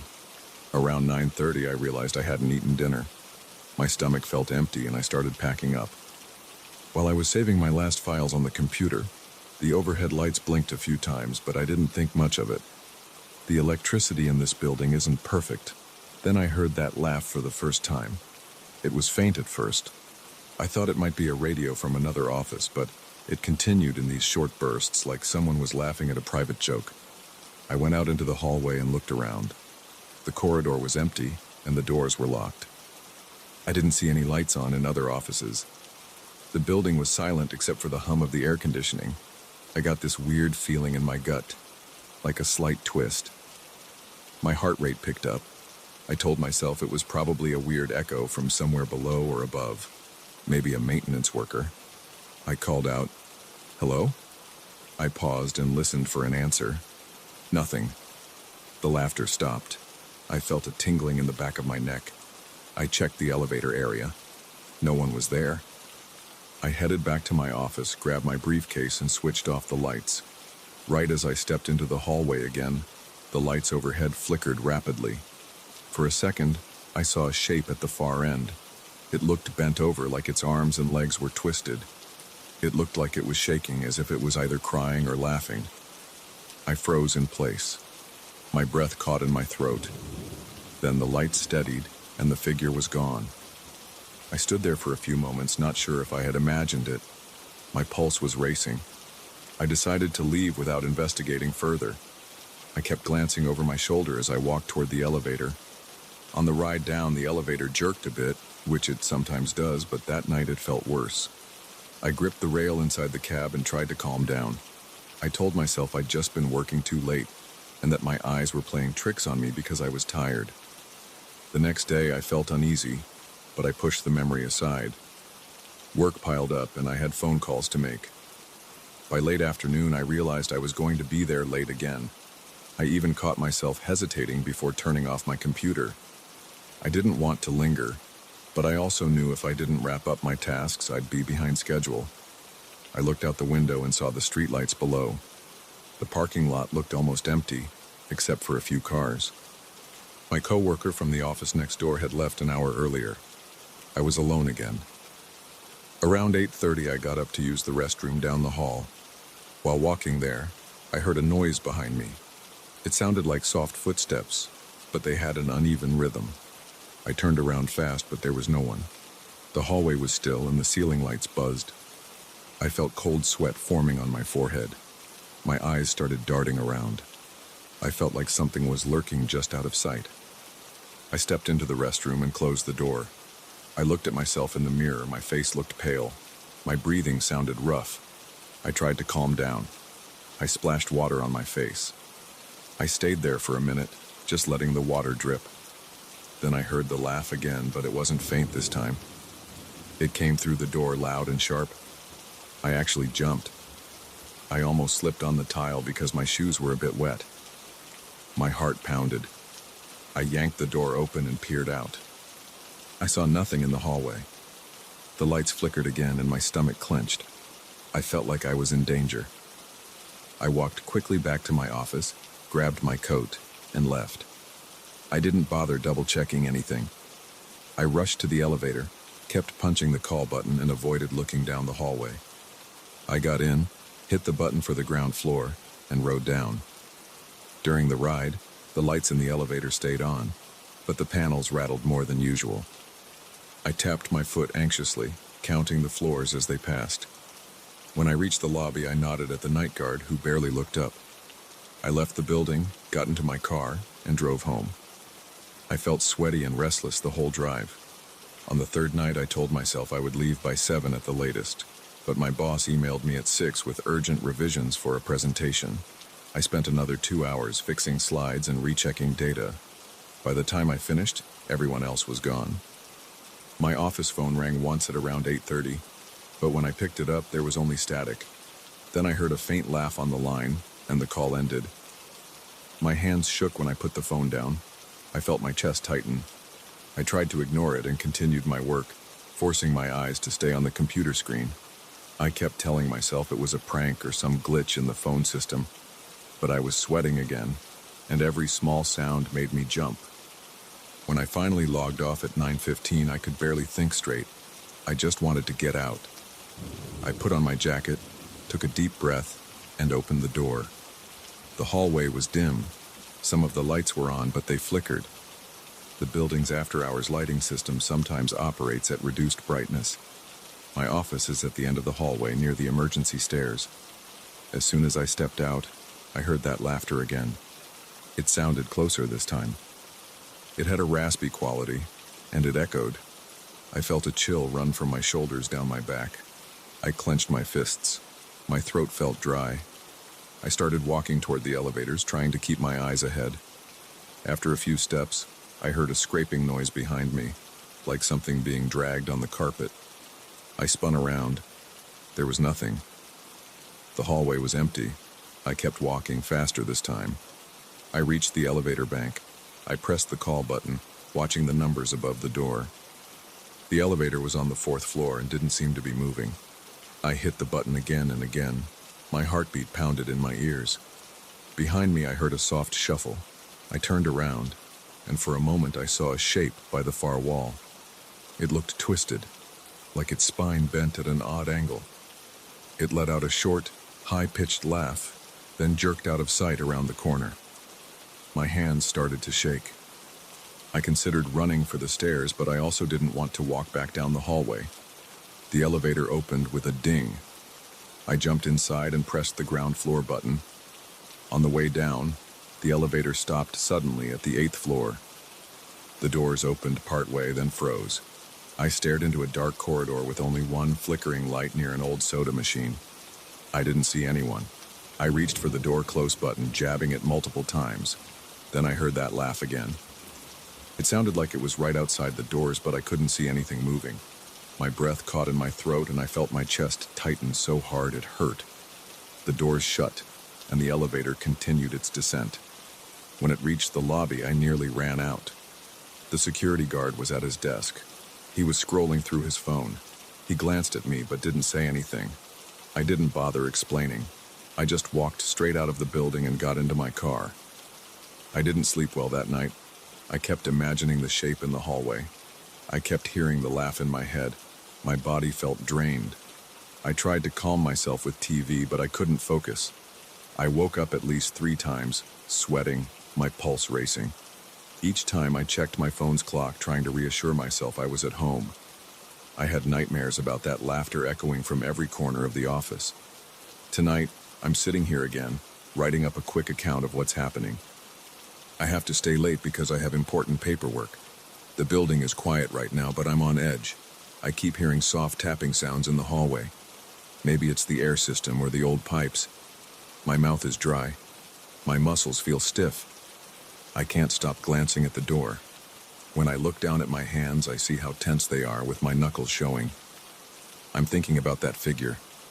I'm worried I might see it again when I step out. I'm scared it's going to be closer this time. I just heard a creaking noise from the corridor. It sounded like someone leaning against the wall. The lights in here flickered for a moment, and I felt my stomach churn. The laughter hasn't started yet, but I feel like it's a matter of time. I keep pausing my work to listen for footsteps. My shoulders feel tight. My eyes are dry from staring around the room too much. Every time I think I hear movement, I hold my breath and wait. Then the sound stops. I'm considering telling the night guard, but he might think I'm overreacting.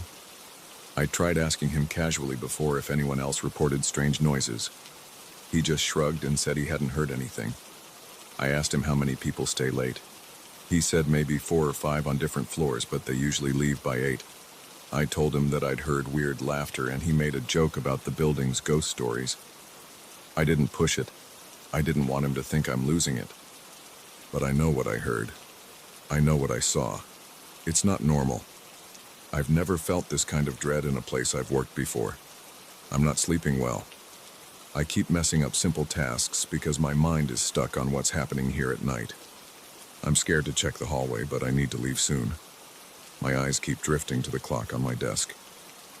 It's 9:30. I'm late again.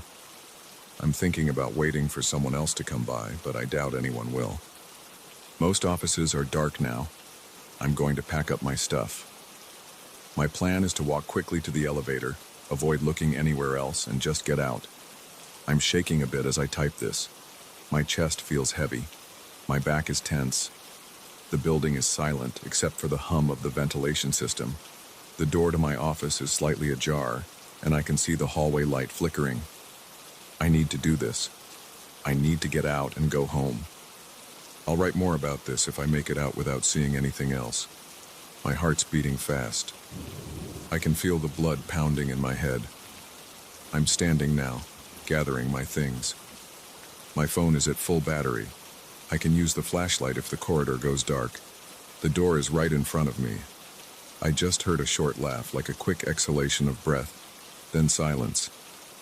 It's close. I feel my legs trembling. My palms are sweaty. I'm going to open the door the rest of the way. I'll take a look. If I see anything, I'll run to the stairs or the elevator. I don't care which, I just want to leave. I'm stepping out now. The hallway is quiet. The lights are flickering. There's a faint smell of something stale. I'm moving toward the elevator doors on my left. I'm trying not to breathe too loudly. My shoes are making soft squeaks on the carpet. I hear a shuffle behind me. I'm not turning around. I'm pressing the elevator button. I see the numbers light up. It's on the 10th floor. It's coming up. I hear that laugh again. It's to my right. My eyes are tearing up from fear, but I'm staying still. My heart feels like it's going to explode. The elevator arrives. The doors open. I step in, press the button for the ground floor, and the doors close. I'm alone in the elevator. I'm breathing hard, almost panting. The car descends. My phone slips from my hand, but I catch it before it hits the floor. I keep my eyes on the door, waiting for it to open on the ground level. The elevator jerks once at the 7th floor, but keeps going. My body is ready to sprint as soon as I reach the lobby. I'm out now. The lobby is lit by the overhead fluorescent lights. The guard is at his desk, staring at his phone again. He glances at me and I give him a weak nod, then head straight for the exit. Outside, the air is cool, and I take a few deep breaths. My shoulders ache from the tension. I'm walking to my car, looking back at the building's top floors. They're dark. I think I see one light flicker, but it's too far away to be sure. I'm unlocking my car door, throwing my stuff in, and getting in the driver's seat. I'm about to drive home. My hands are shaking, and my throat is dry. I plan to call in sick tomorrow, or maybe take a few days off.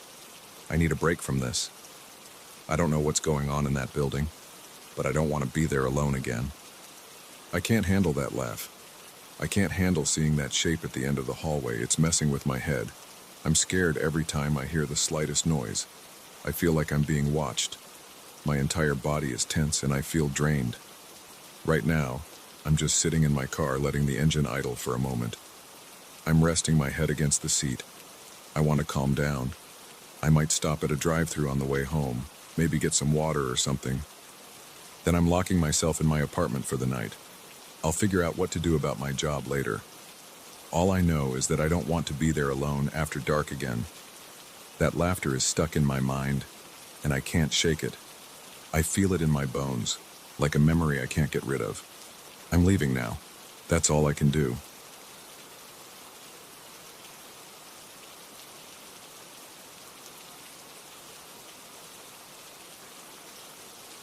I never planned on spending my evenings walking through a dead garden with a flashlight shaking in my hand. But that's exactly what happened after I rented that chalet. I remember the first time I drove onto the property.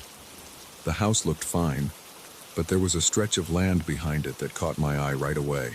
It was just dirt, weeds, and tangled vines. Everything looked brown and dry. I heard from some folks in the area that the garden used to be full of colorful plants a long time ago, but nobody touches it now.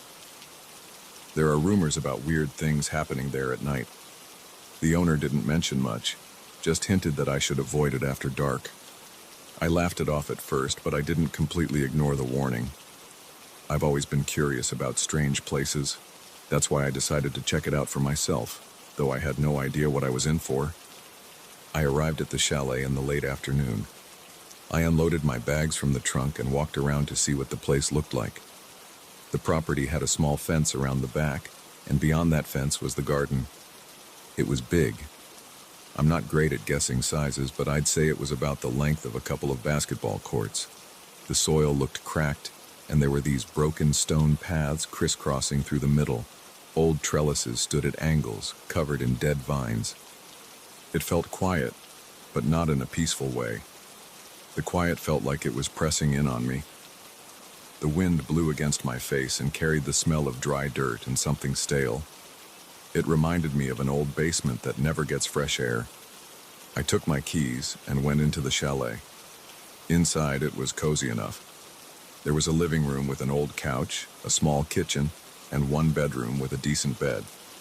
The windows looked out toward the backyard. When I glanced out, I saw the garden. It was right there, looming, even though it was just a patch of dead plants. Something about it made me keep looking at it. I felt a small chill on my neck, but I told myself it was just the breeze from the air conditioner. I set up my things, made a quick dinner, and tried to relax. That first night, I found myself standing at the window, staring at that garden. It was around 10 p.m. The moon was up, and the yard was dimly lit. I remember thinking, maybe I should just walk out there for a minute. I'll take a flashlight and see if there's anything interesting. Part of me wanted to prove that the rumors were nonsense. Another part of me felt drawn to it. So I grabbed my flashlight, put on my boots, and stepped outside. The night air felt heavier once I was past the door. I walked slowly across the grass toward the broken gate that led into the garden. My flashlight beam cut through the darkness and showed me the details of the ground. The dirt looked packed and cracked. Weeds stuck out at weird angles. Nothing moved at first. I kept walking, stepping carefully around the old paths. Something in the distance flickered like a small spark. I aimed my flashlight at that spot. I didn't see anything except a clump of dried vines. I told myself it was probably a firefly. I walked closer, my heart picking up speed. Then I heard a faint sound like a low thump. It came from under my feet. I stopped right away. I stood still and listened. The sound went away. I waited. After a few seconds, I heard it again. A dull thump that vibrated through my boots. I felt my chest tighten, and I realized I was holding my breath. I looked around. Everything seemed quiet, but I couldn't shake the feeling that something was right there with me. I didn't see any animals or anything else. The air felt stagnant. My flashlight's beam fell on the vines in front of me. That's when I saw a flicker of light along those vines. It was pale and short-lived, like a dying glow. I stepped closer and saw the outline of what looked like a face. It vanished as soon as my light touched it. I felt a surge of adrenaline and my legs tensed up. I had this feeling that I should get out of there. But I also wanted to see it again. Maybe it was just my imagination. I moved the flashlight around more, scanning the vines. Nothing. I stood there for another minute, breathing hard. My mouth was dry. That weird thumping noise under the ground came again, more rhythmical this time. It reminded me of a heartbeat. My own heart was pounding, and I couldn't tell if it was my pulse or something in the soil. I decided I'd had enough for one night. I turned around and walked back to the chalet, trying not to run. Inside, I locked the door and sat on the couch, staring at the floor. My palms were sweaty and my mind was racing. I didn't believe in ghosts or spirits, but I couldn't ignore what I saw. A pale glow, shaped like a face, disappearing into the vines. I got up and looked out the window again. Everything was still out there. I closed the curtains and went to bed, though I barely slept. The next day, the sun was out, and the garden looked normal. Dry, empty, and lifeless. I thought about leaving right then, but I didn't like the idea of running off just because I got spooked. I made some coffee and stood on the small porch. I thought I'd just keep my distance from the garden for the day and clear my head. So I spent the morning in town picking up some groceries, talking to a few locals. Most of them mentioned the garden with nervous looks. One older man said, "That place should stay empty. It's been that way for years." He wouldn't tell me more. I got the sense that they all felt uneasy about it, but nobody wanted to share details. I went back to the chalet around lunchtime. I fixed a sandwich and stared out the window again. I tried to eat, but my stomach felt tight. My eyes kept drifting back to the dead plants. They seemed still, but my memory of the night before kept me on edge. I had this urge to go back out there and figure out what was going on. Maybe there was a scientific explanation. Maybe it was some kind of reflective fungus or insects that glowed. That thought made me feel a little better, but I still felt a knot in my chest. By the time dusk came, I decided I was going back. I wanted to see if I could find any actual source for those lights. I packed a small backpack with extra batteries, water, and my phone just in case. I wore heavier boots and a jacket. The temperature dropped fast after the sun set. I stood on the porch watching the last bit of light fade from the sky. Then I walked toward the garden. I stepped in, and right away I felt like the air was thicker than before. My flashlight picked out the old paths again. I followed a different one this time, a path that curved around a row of broken wooden planters. I heard insects chirping in the distance, but it still felt too quiet. After a few minutes, I saw the first flicker of light. It was near a cluster of vines that had climbed up a trellis. I walked closer, shining the flashlight on it. The pale light went out as soon as the beam touched it. I turned off my flashlight, swallowing hard. My chest felt tight. I waited in the dark. After a moment, I saw the glow return. It formed a faint shape against the vines. It looked like part of a human face again, maybe an eye and a cheekbone. Then it disappeared. I felt my heart hammering. My arms shook a bit, and I could feel sweat forming on my forehead. I turned the flashlight on for a second to see if there was anything physical there. The vines were just vines, twisted and old. No sign of a mirror or a reflective surface. I turned the light off once more, and again the faint glow came back. It moved across the vines like it was crawling. I took a step back, and I felt the ground vibrate under my boot. It was that same steady thumping. It felt more intense this time. My breath got shallow and my ears started ringing a bit from my pulse. I forced myself to stay where I was. I told myself I needed to see what would happen next. A few of those pale lights started to appear in different spots. They floated near the vines, sometimes on the ground, sometimes up along the trellises. They would vanish and then reappear a few feet away. I had trouble keeping track of them all. My body felt hot and shaky at the same time, like I was sweating but also chilly. My thoughts jumped to those rumors about spirits. I didn't believe in that stuff, but I couldn't explain what I was seeing. The lights looked like they were interested in me. They drifted closer, never stable. My flashlight felt useless. Every time I tried to shine it on them, they disappeared. I took a few more steps along the path, pressing forward, even though my instincts told me to turn around. The vibrations in the ground got stronger with each step. My boots felt like they were on top of a large drum. Each thump made my legs tense up. The noise was low and heavy, impossible to ignore. I tried to keep my breathing steady. The lights flickered around me, forming partial faces that vanished the moment I tried to focus on them. My chest felt tight and my throat was dry. I forced myself to keep moving, scanning around in the dark. At one point, I saw a larger mass of vines that had formed a thick wall near the back edge of the garden. The lights seemed to be drawn there. They flickered along the surface, merging into shapes that suggested faces with hollow eyes and open mouths. They never stayed long enough for me to see any detail. I had this strange sense that they wanted me to come closer, like they were hungry for attention. I stepped closer and the ground shook a bit under my feet. I almost lost my balance. I reached out to touch the vines, half expecting my hand to go through them or feel something impossible. But they were just coarse, dried vines. My fingertips felt rough bark and brittle stems. Then I felt a jolt, like a tiny electric shock. I pulled my hand back and saw the lights flicker around that spot. I almost dropped my flashlight. My heart pounded, and I could feel my pulse in my temples. I kept standing there, trying to catch my breath.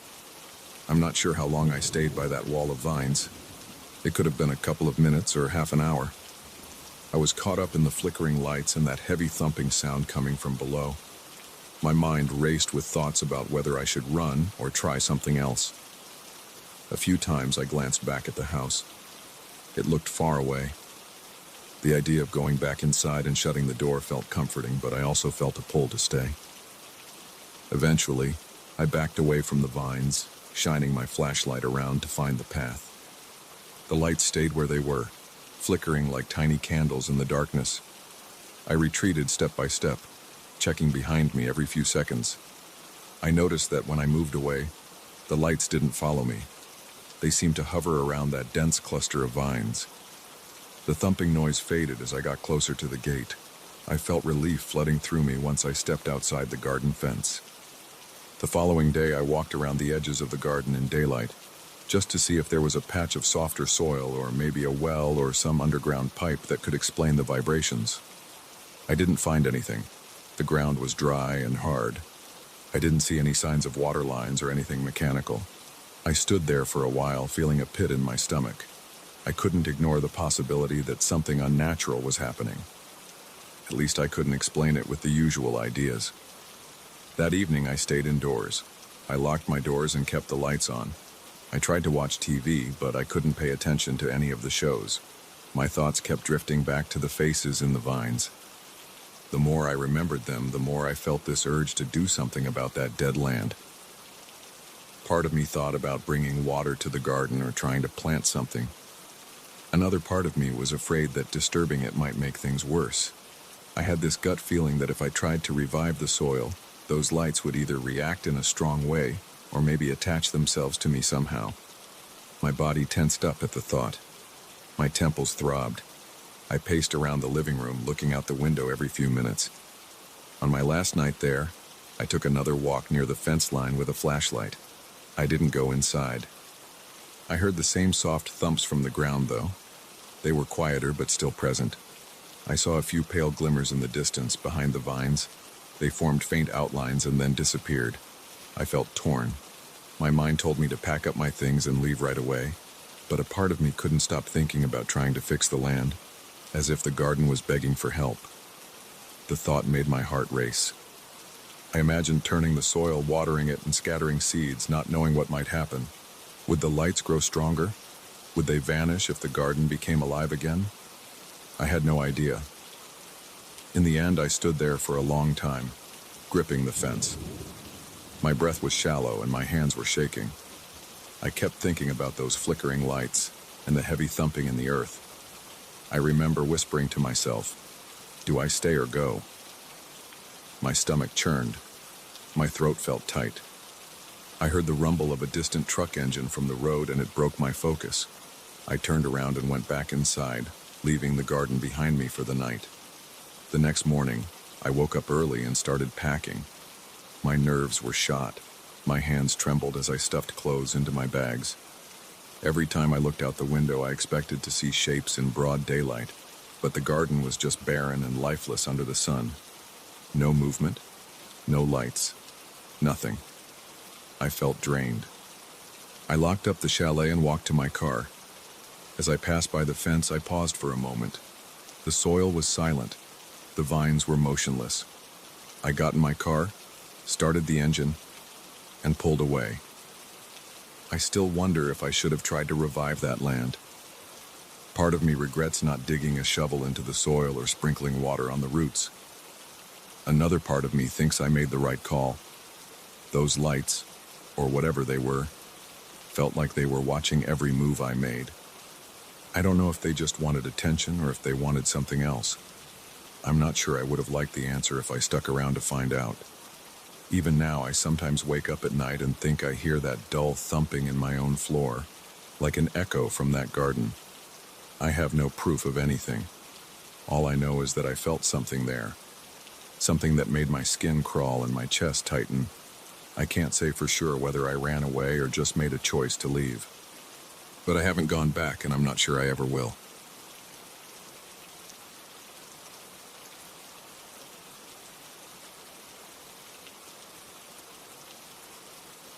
I still remember the exact moment I noticed the red reflection.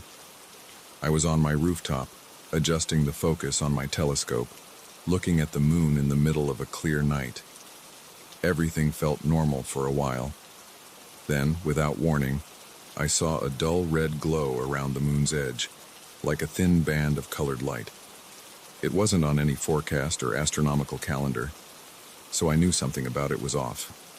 I put my eye back to the lens, trying to stabilize my breathing. My heart thumped against my chest.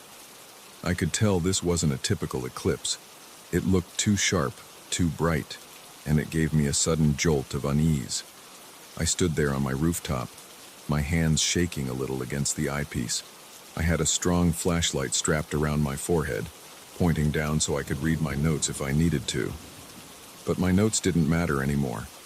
I stopped caring about star charts or usual lunar phases. I focused all my attention on that red glow. At first I thought maybe there was some strange reflection in my telescope's lens. I rotated it and checked the glass. Everything seemed clean and normal. Still, that red glow stayed there. I felt a prickling sensation on my neck, as if the air turned heavier. The night was still silent except for a faint breeze that rustled the clothes on my drying line. I stepped back from my telescope. I looked up with my naked eyes, but I couldn't see the glow without magnification. It was only visible through the scope. I wondered if maybe I was just seeing lens flare. But then I saw that the glow pulsed. It shifted from a dull red to a deeper shade, then went back to a faint band again. I swallowed hard. I wiped my face with the back of my hand. My forehead was sticky with sweat, though the night was cool. I felt a little dizzy. I tried to calm myself by breathing in through my nose and out through my mouth. I glanced around my rooftop to ground myself. The tiles under my feet were solid. My small folding table had a few scattered star maps, and my phone lay face down next to them. I reached for my phone to see if there was any breaking news about an eclipse or some new cosmic event. My phone had no alerts. No messages, no notifications, just the time. It was midnight. I had an unsettling thought. Maybe I was the only person seeing this. That idea made me feel alone and slightly nauseated. I turned my attention back to the telescope, adjusting the focus again. The red glow was still there. This time I noticed something else behind the moon. It was subtle, like a thin shadow that moved from left to right, just beyond the lunar surface. I tried to keep my breath steady, but I couldn't. Each inhale felt shallow and quick. My eyes started to water. I stayed glued to the eyepiece, wanting a better look, but the shape was too vague. I couldn't pin down its form or size. It just felt alive, like it was aware of me. I sensed a pressure in my ears as if the atmosphere changed. A sharp gust of wind made me recoil.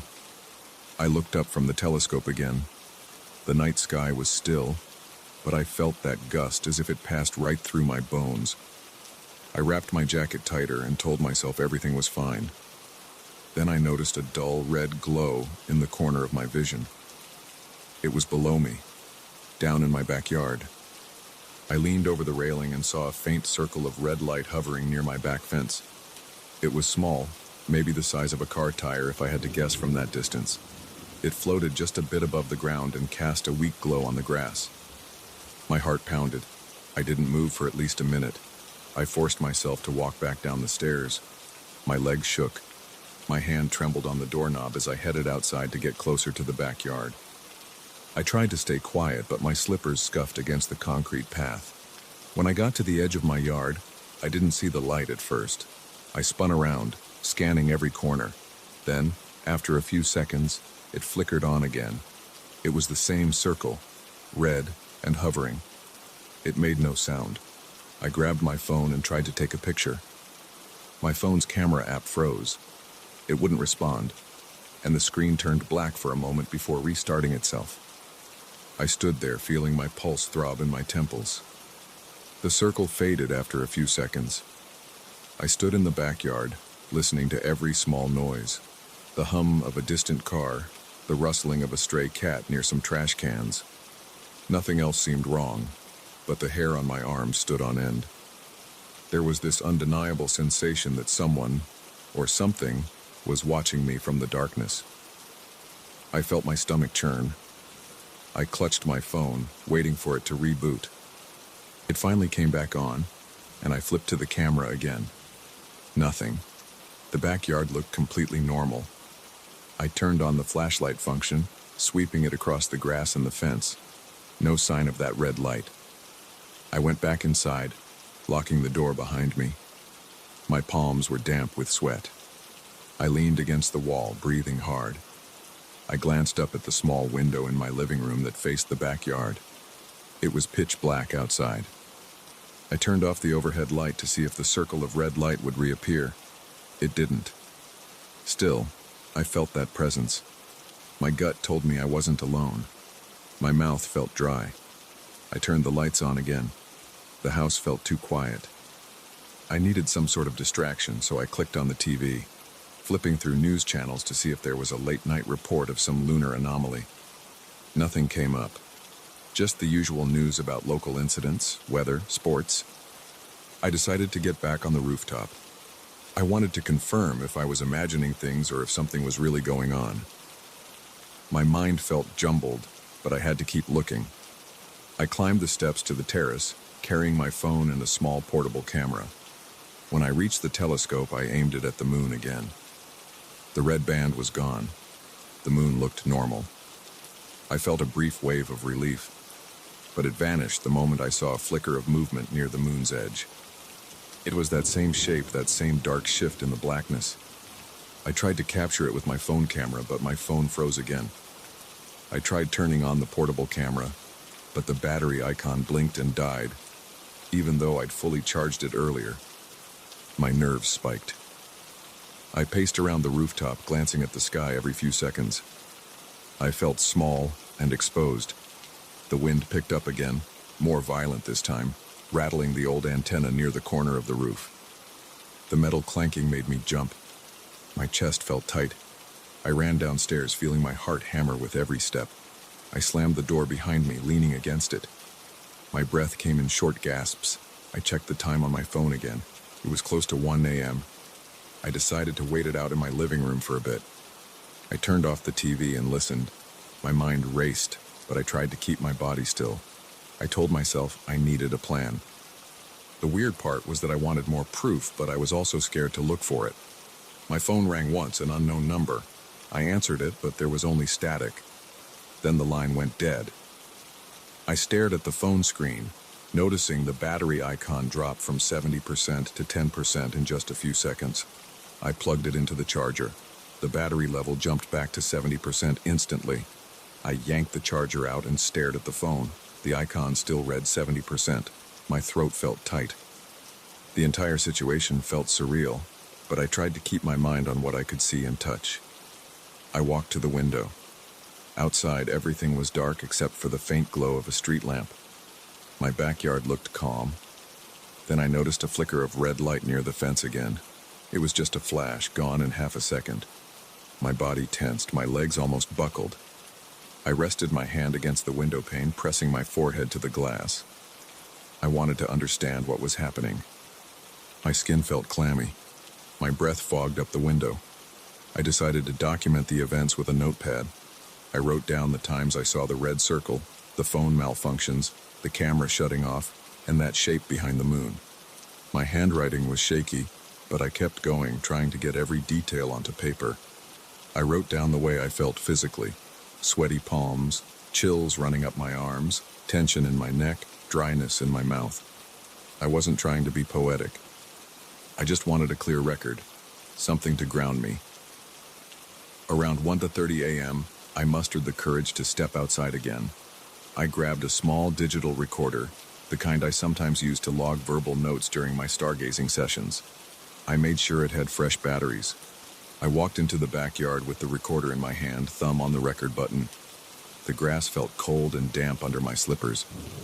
My breath caught in my throat when I saw the circle of red light again, this time nearer to the center of the yard. It hovered about knee height, spinning slowly. My mouth felt bone dry. I started recording, my voice trembling. I described what I saw, a circle of red light about 2 feet across, hovering silently. I walked closer, maybe 8 steps away, and stopped. The light grew brighter for a moment, then dimmed.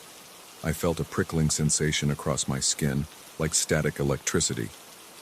The hair on my arm stood straight up. The circle pulsed once, and the digital recorder beeped, then stopped recording on its own. The tiny screen went blank. I tapped it, but nothing happened. When I looked up, the circle was gone. I spun in a quick circle, scanning the yard. Nothing. Just the faint scent of damp grass and the cold air against my skin. I pressed the recorder's power button again, and it turned on like nothing had happened. I clicked play and heard my own tense breathing, followed by a crackle of static. Then it cut off. I stood there for a while, not sure what to do. My heartbeat thudded in my ears.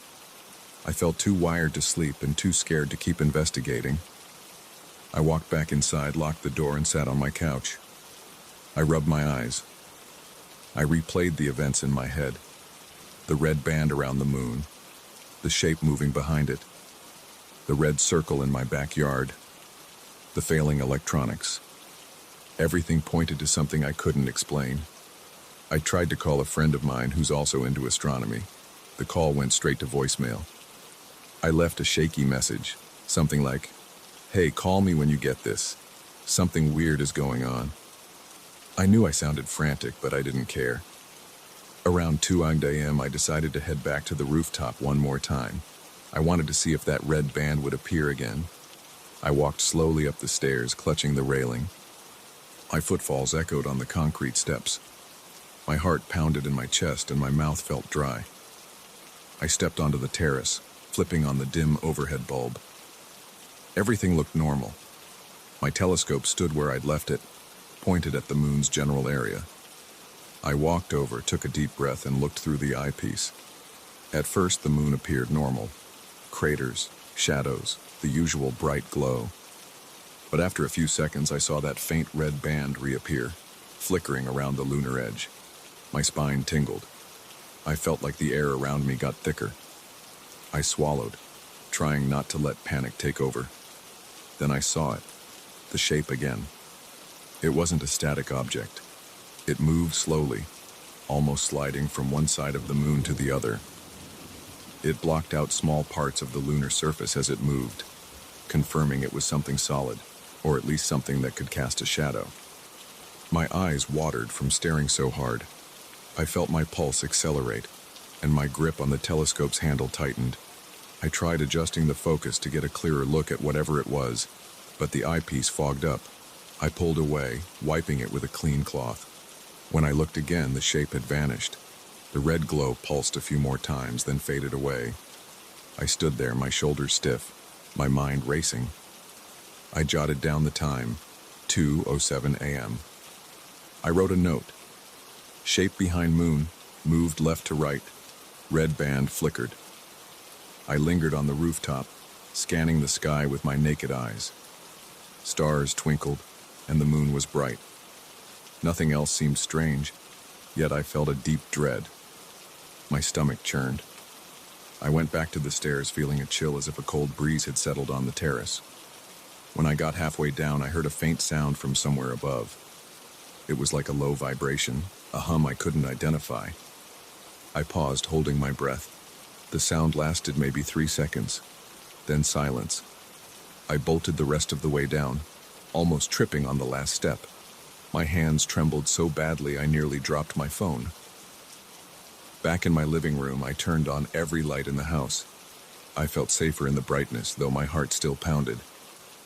The clock read almost 2:30 a.m. I paced around, checking my phone repeatedly, but there were no calls or messages. I tried opening a live stream from a famous observatory. The stream kept buffering. Then it crashed. My phone restarted itself again. I shoved it into my pocket. I decided not to go outside anymore. I closed the blinds and sat in my kitchen, sipping water. My throat felt scratchy. My stomach rumbled from hunger, but I had no appetite. I checked the back door's lock 3 times. My body felt drained, but my mind wouldn't calm down.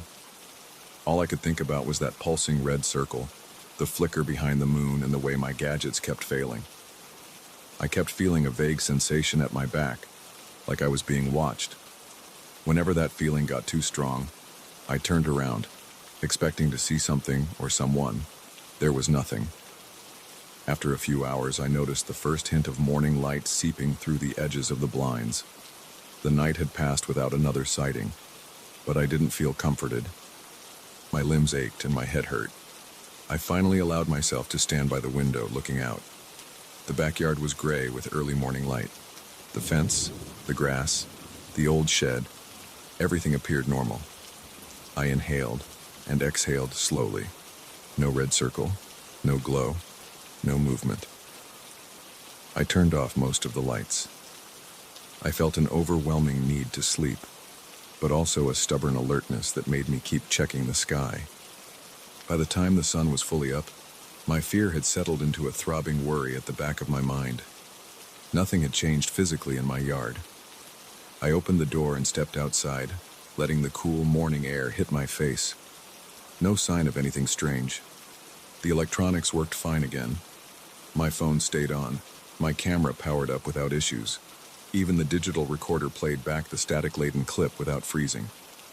I planned to call more people later, maybe even contact someone from the local astronomy club, but I needed rest first. My hands were still shaking a bit. My jaw felt tight from clenching it so much. I stood there, looking at the pale sky, trying to wrap my head around it all. As I write this now, I can still feel the tightness in my chest when I think about that red circle and that shape behind the moon. I know it'll return. I can feel it in the way my phone battery sometimes flickers from full to empty for no reason, or the way the night air seems to shift temperature all of a sudden. Next time, I'll be ready to record every second of it. But I'm not sure if I want to see it again. I'm not sure if I want that feeling, the sense that something cold and watchful is out there, closing in. Yet I can't ignore it. My eyes keep drifting to the sky each night, waiting for that red glow. And each time I see a hint of color near the moon, my heart pounds like it's trying to break out of my chest. I don't know if it'll ever go away or if this is just the beginning. But I do know I can't pretend it never happened. Every time I close my eyes, I see that red light in the darkness. And I feel that silent presence hovering just on the edge of my senses, refusing to leave me alone.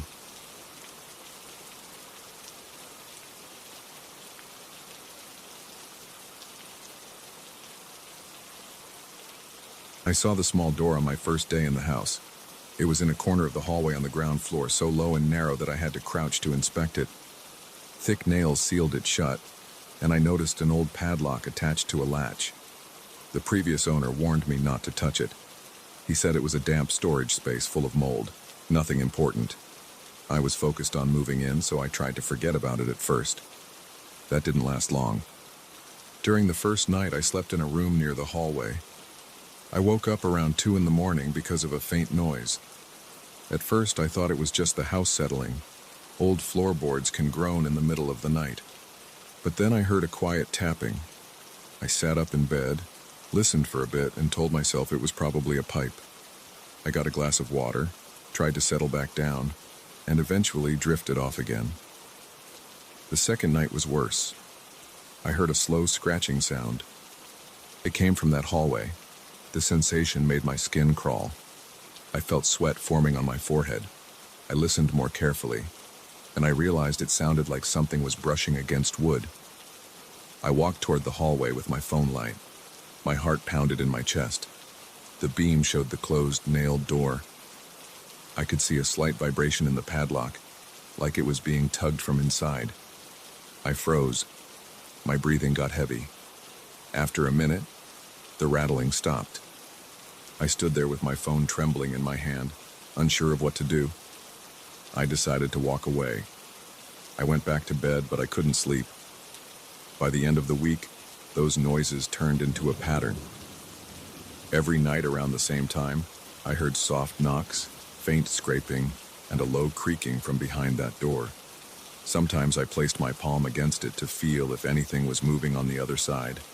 The door felt cold to the touch, and I imagined something pressing back against the wood. I couldn't explain it. I reminded myself the previous owner said it was just a moldy storage space. But if that was true, why nail it shut so securely? And why did I hear those distinct noises? One night, I tried to get some evidence. I used a small camera, placed it in the hallway, and recorded a few hours. The footage only captured a bit of rattling. The image wasn't too clear because the hallway light was weak and the camera was cheap. Still, the padlock moved slightly, and there was a noise I couldn't label as wind or plumbing. I watched that clip over and over. It gave me chills. My shoulders felt tight. My jaw clenched. My mind kept asking questions I had no way to answer. Then the dreams started. They were always the same. I saw myself opening the little door and crawling into a narrow corridor. The walls were damp and dark. My knees scraped against a rough floor. At the end of the corridor, there was a faint light. Thin, bony hands emerged from that light. They beckoned me closer. The moment I reached out, I woke up, chest pounding, mouth dry. This dream came back night after night. I'd wake up gasping. My sheets felt damp with sweat. The dreams left me unsettled. I'd pace around my bedroom, open a window for fresh air, and try to calm my heartbeat. During the day, the house felt normal. I'd make breakfast in the kitchen, open a window in the living room, and set up my furniture. Neighbors stopped by to say hello. They mentioned the house was old, with a lot of history. No one said anything about that door, though. I avoided bringing it up. I didn't want to sound paranoid. But every time I walked through the hallway, I caught myself staring at those nails. I wondered if they were there for a reason beyond simple storage security. I started to notice a strange smell coming from that area. It was a stale odor, not exactly rotten, but unpleasant. I tried spraying air fresheners, but the smell kept returning. Sometimes I thought I heard faint breathing. It could have been my imagination, but it felt too real. Each time it happened, my arms tensed up and I felt an urge to back away. My rational mind told me it was just an old house with poor ventilation. That explanation never erased the tightness in my chest or the sweat on my palms. After another week of insomnia, I decided to call the previous owner for more details. His voice sounded uneasy when I mentioned the door again. He repeated that it was just a moldy storage space. I pushed him a bit, asked why he bothered to seal it so heavily. He said he didn't remember when or why it got nailed shut. His voice shook for a second. He told me to leave it alone and hung up. That made me more suspicious. My gut told me something was off. I felt a strange mixture of anger and curiosity. I wanted answers. That night I stood in front of the door with a flashlight. I tapped the nails with my knuckles. They were old, bent in a few places. The padlock looked rusted. I pulled on it gently. The wood around it squeaked but held firm. I felt a wave of adrenaline rush through my body. My stomach tightened, and I realized I was holding my breath. I told myself I would open it soon. I wanted to see what was inside. The thought made my heart race, but I kept telling myself it was just a small room. The noises got louder as the days passed. The scratching sometimes turned into a harsh, scraping sound. At times I heard a dull thump, like a fist hitting the other side. It always happened around 2 a.m. My eyes stung from lack of sleep, and I walked around in a daze during the day. My coworkers noticed I looked tired. I didn't share any details with them. I felt embarrassed describing some weird sealed door that spooked me every night. One evening I came home from work, and the door's padlock was slightly turned. I swear I left it in a different position. A chill rolled through me, and I checked the door more carefully. The nails were still in place, but the padlock seemed looser. I tested it. It didn't come off, but it rattled more than before. That night I slept with a hammer on the nightstand. Around 2 a.m, the tapping returned. This time I got out of bed, marched into the hallway, and aimed my flashlight at the door. I didn't see movement, but I heard a distinct squeaking. I yelled out, demanding to know if someone was in there. My voice echoed, and I felt my pulse pounding in my ears. I stood there, hammer gripped in one hand, waiting for a response. Nothing. Just the faint smell of stale air. In the morning, I went to a hardware store and bought a pry bar and a better flashlight. I decided I couldn't live like this anymore. My hands trembled a bit as I placed the tools on the kitchen table. I tried to eat lunch, but I only managed a few bites of a sandwich. My stomach churned. I kept envisioning what could be behind that door. I imagined an empty room with a few broken boxes. I also imagined something else. A hidden passage, or a creature. or a desperate person locked inside. My thoughts ran wild, but I kept telling myself to stay calm. That evening, I waited until around midnight. I turned off every light in the house except for a lamp in the hallway. The corridor looked gloomy. Shadows fell across the walls. I crouched down, set the flashlight on the floor, and got a firm grip on the pry bar. My hands shook. I forced myself to breathe slowly. My palms felt clammy. I touched the padlock one more time, then yanked it sideways with the pry bar. It took more effort than I expected, and my arms strained. With a sharp squeal of metal, the padlock broke off. A jolt ran through me when it finally snapped. The old latch looked bent. I dropped the padlock on the floor. It made a hollow clink. Next, I started prying the nails out. Each nail resisted, but I managed to get a corner of the pry bar under them. My muscles ached, and sweat trickled down my temples. One by one, I pulled them free. The noise was harsh, like nails on a chalkboard. My breathing got heavier. When I removed the last nail, I let out a shaky sigh. The door was still shut. I grabbed the handle, but it wouldn't turn. Something inside felt jammed. I wedged the pry bar into the gap and pushed. The door groaned, then popped open an inch. A rush of stale air blew out. It smelled of damp walls and something sour. I gagged for a second and backed away. I aimed the flashlight into the opening. The beam revealed a narrow space. The walls were covered in moldy spots. There was a short passage leading downward, maybe 4 or 5 feet, ending in a small landing. I didn't see any stairs, just a slight slope. My pulse pounded. My scalp prickled. I knew the only way to explore was to crawl in. I got down on my hands and knees, shining the flashlight ahead. The floor felt cold and uneven. I shuffled forward, the pry bar still in my hand. Inside, the air felt thicker. My nose burned from the smell. The flashlight revealed wet patches on the walls and a few wooden boards leaning against one side. My heart hammered as I moved deeper. I whispered my own name to stay calm, though I didn't know why. Every little sound, like the rustle of my clothes or my breath, made me flinch. The passage twisted slightly to the left. I had to crawl around a corner, scraping my shoulder on damp plaster. My eyes watered from the smell of decay. I wasn't sure what was rotting, but it felt like the stench had been trapped there for ages. I reached the landing. The space opened up a bit, enough for me to sit. I swung the flashlight around. Something glinted in the corner. It looked like an old metal can. A few empty bottles lay scattered on the ground. They looked ancient. My mind raced with questions. Who put them here? Why was this place sealed? Then I heard a scratch behind me. My entire body tensed. I pivoted, shining the flashlight back down the narrow corridor I had just crawled through. Nothing moved. I felt my hand shaking, and I tightened my grip on the pry bar. A moment later, I heard a faint shuffle. It came from deeper within the darkness. My flashlight beam didn't reach the end. I realized there might be more space beyond the corner. My shoulders felt stiff and my heartbeat pounded in my ears. I thought about turning around, but my curiosity won out. I forced myself to move toward the sound.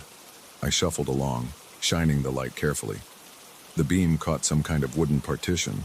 It had cracks and holes, and it looked unstable.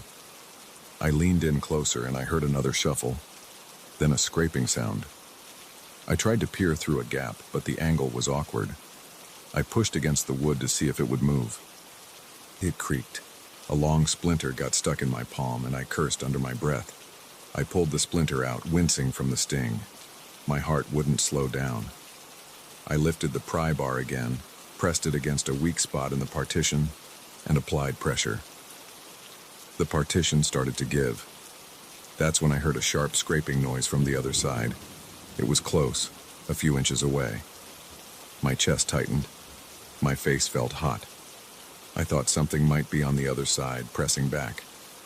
I paused, unsure if I should break it down. Another scrape, then a soft thump. My mind raced with scenarios of what I might encounter if I forced my way through. My arms felt weak and my mouth went dry. The sour stench got worse, and I wanted fresh air. In that moment, I realized I wasn't ready to see what was behind that partition. My instincts screamed at me to leave. I backed away slowly, my flashlight flickering against the damp walls. I crawled back through the corridor, each movement making me feel more desperate to reach the door. My knees hurt, and my hands scraped on the rough floor. When I emerged into the hallway, I took huge gulps of air. My shirt was damp from sweat, and my muscles ached from tension. I slammed the little door shut behind me, pressing my back against the wall. For a long moment, I just sat there. My heart thudded, and my breathing rasped. I noticed the hallway lamp flickering, but maybe it was just my eyes adjusting. After I calmed down a bit, I grabbed some heavy-duty screws and a drill. I sealed the door shut again, at least for the night. I had no idea if that was enough to keep whatever was in there from messing with me again. I slept in the living room that night, lights on, hammer by my side. My sleep was broken. I woke up at every little noise. In the morning, I checked the door again. It was still sealed, and nothing had changed on the outside. My body felt sore, and my mind was still filled with the images of that cramped space. I could still smell that damp, sour odor when I thought about it. I haven't broken down the rest of that partition yet. Part of me wants to know what's hiding in there. Part of me wants to leave it alone for good. But I can't pretend the place is normal anymore. I'm aware of that small door every time I pass the hallway. I notice how the air still feels stale, even with the door sealed. I hear faint creaks at odd hours. The nights never feel calm here. I'm stuck deciding if I should tear everything out and see what I'm dealing with, or pretend it's a part of the house I don't need to explore. Right now, I choose to keep that door closed. The dread is there, though. I can't unhear those scraping sounds. I can't forget what it felt like to be in that cramped passage. I check the door every day to make sure my screws hold. Sometimes I pause in the hallway and listen. I hear an occasional tap from the other side. My throat goes dry when it happens, and I feel my heart race. But I turn away. I don't know if I'll ever work up the nerve to pry that partition open. For now, I live with the knowledge that something is back there, sealed in a hidden corridor that was never meant to be found. And that's where I'll leave it, at least for now.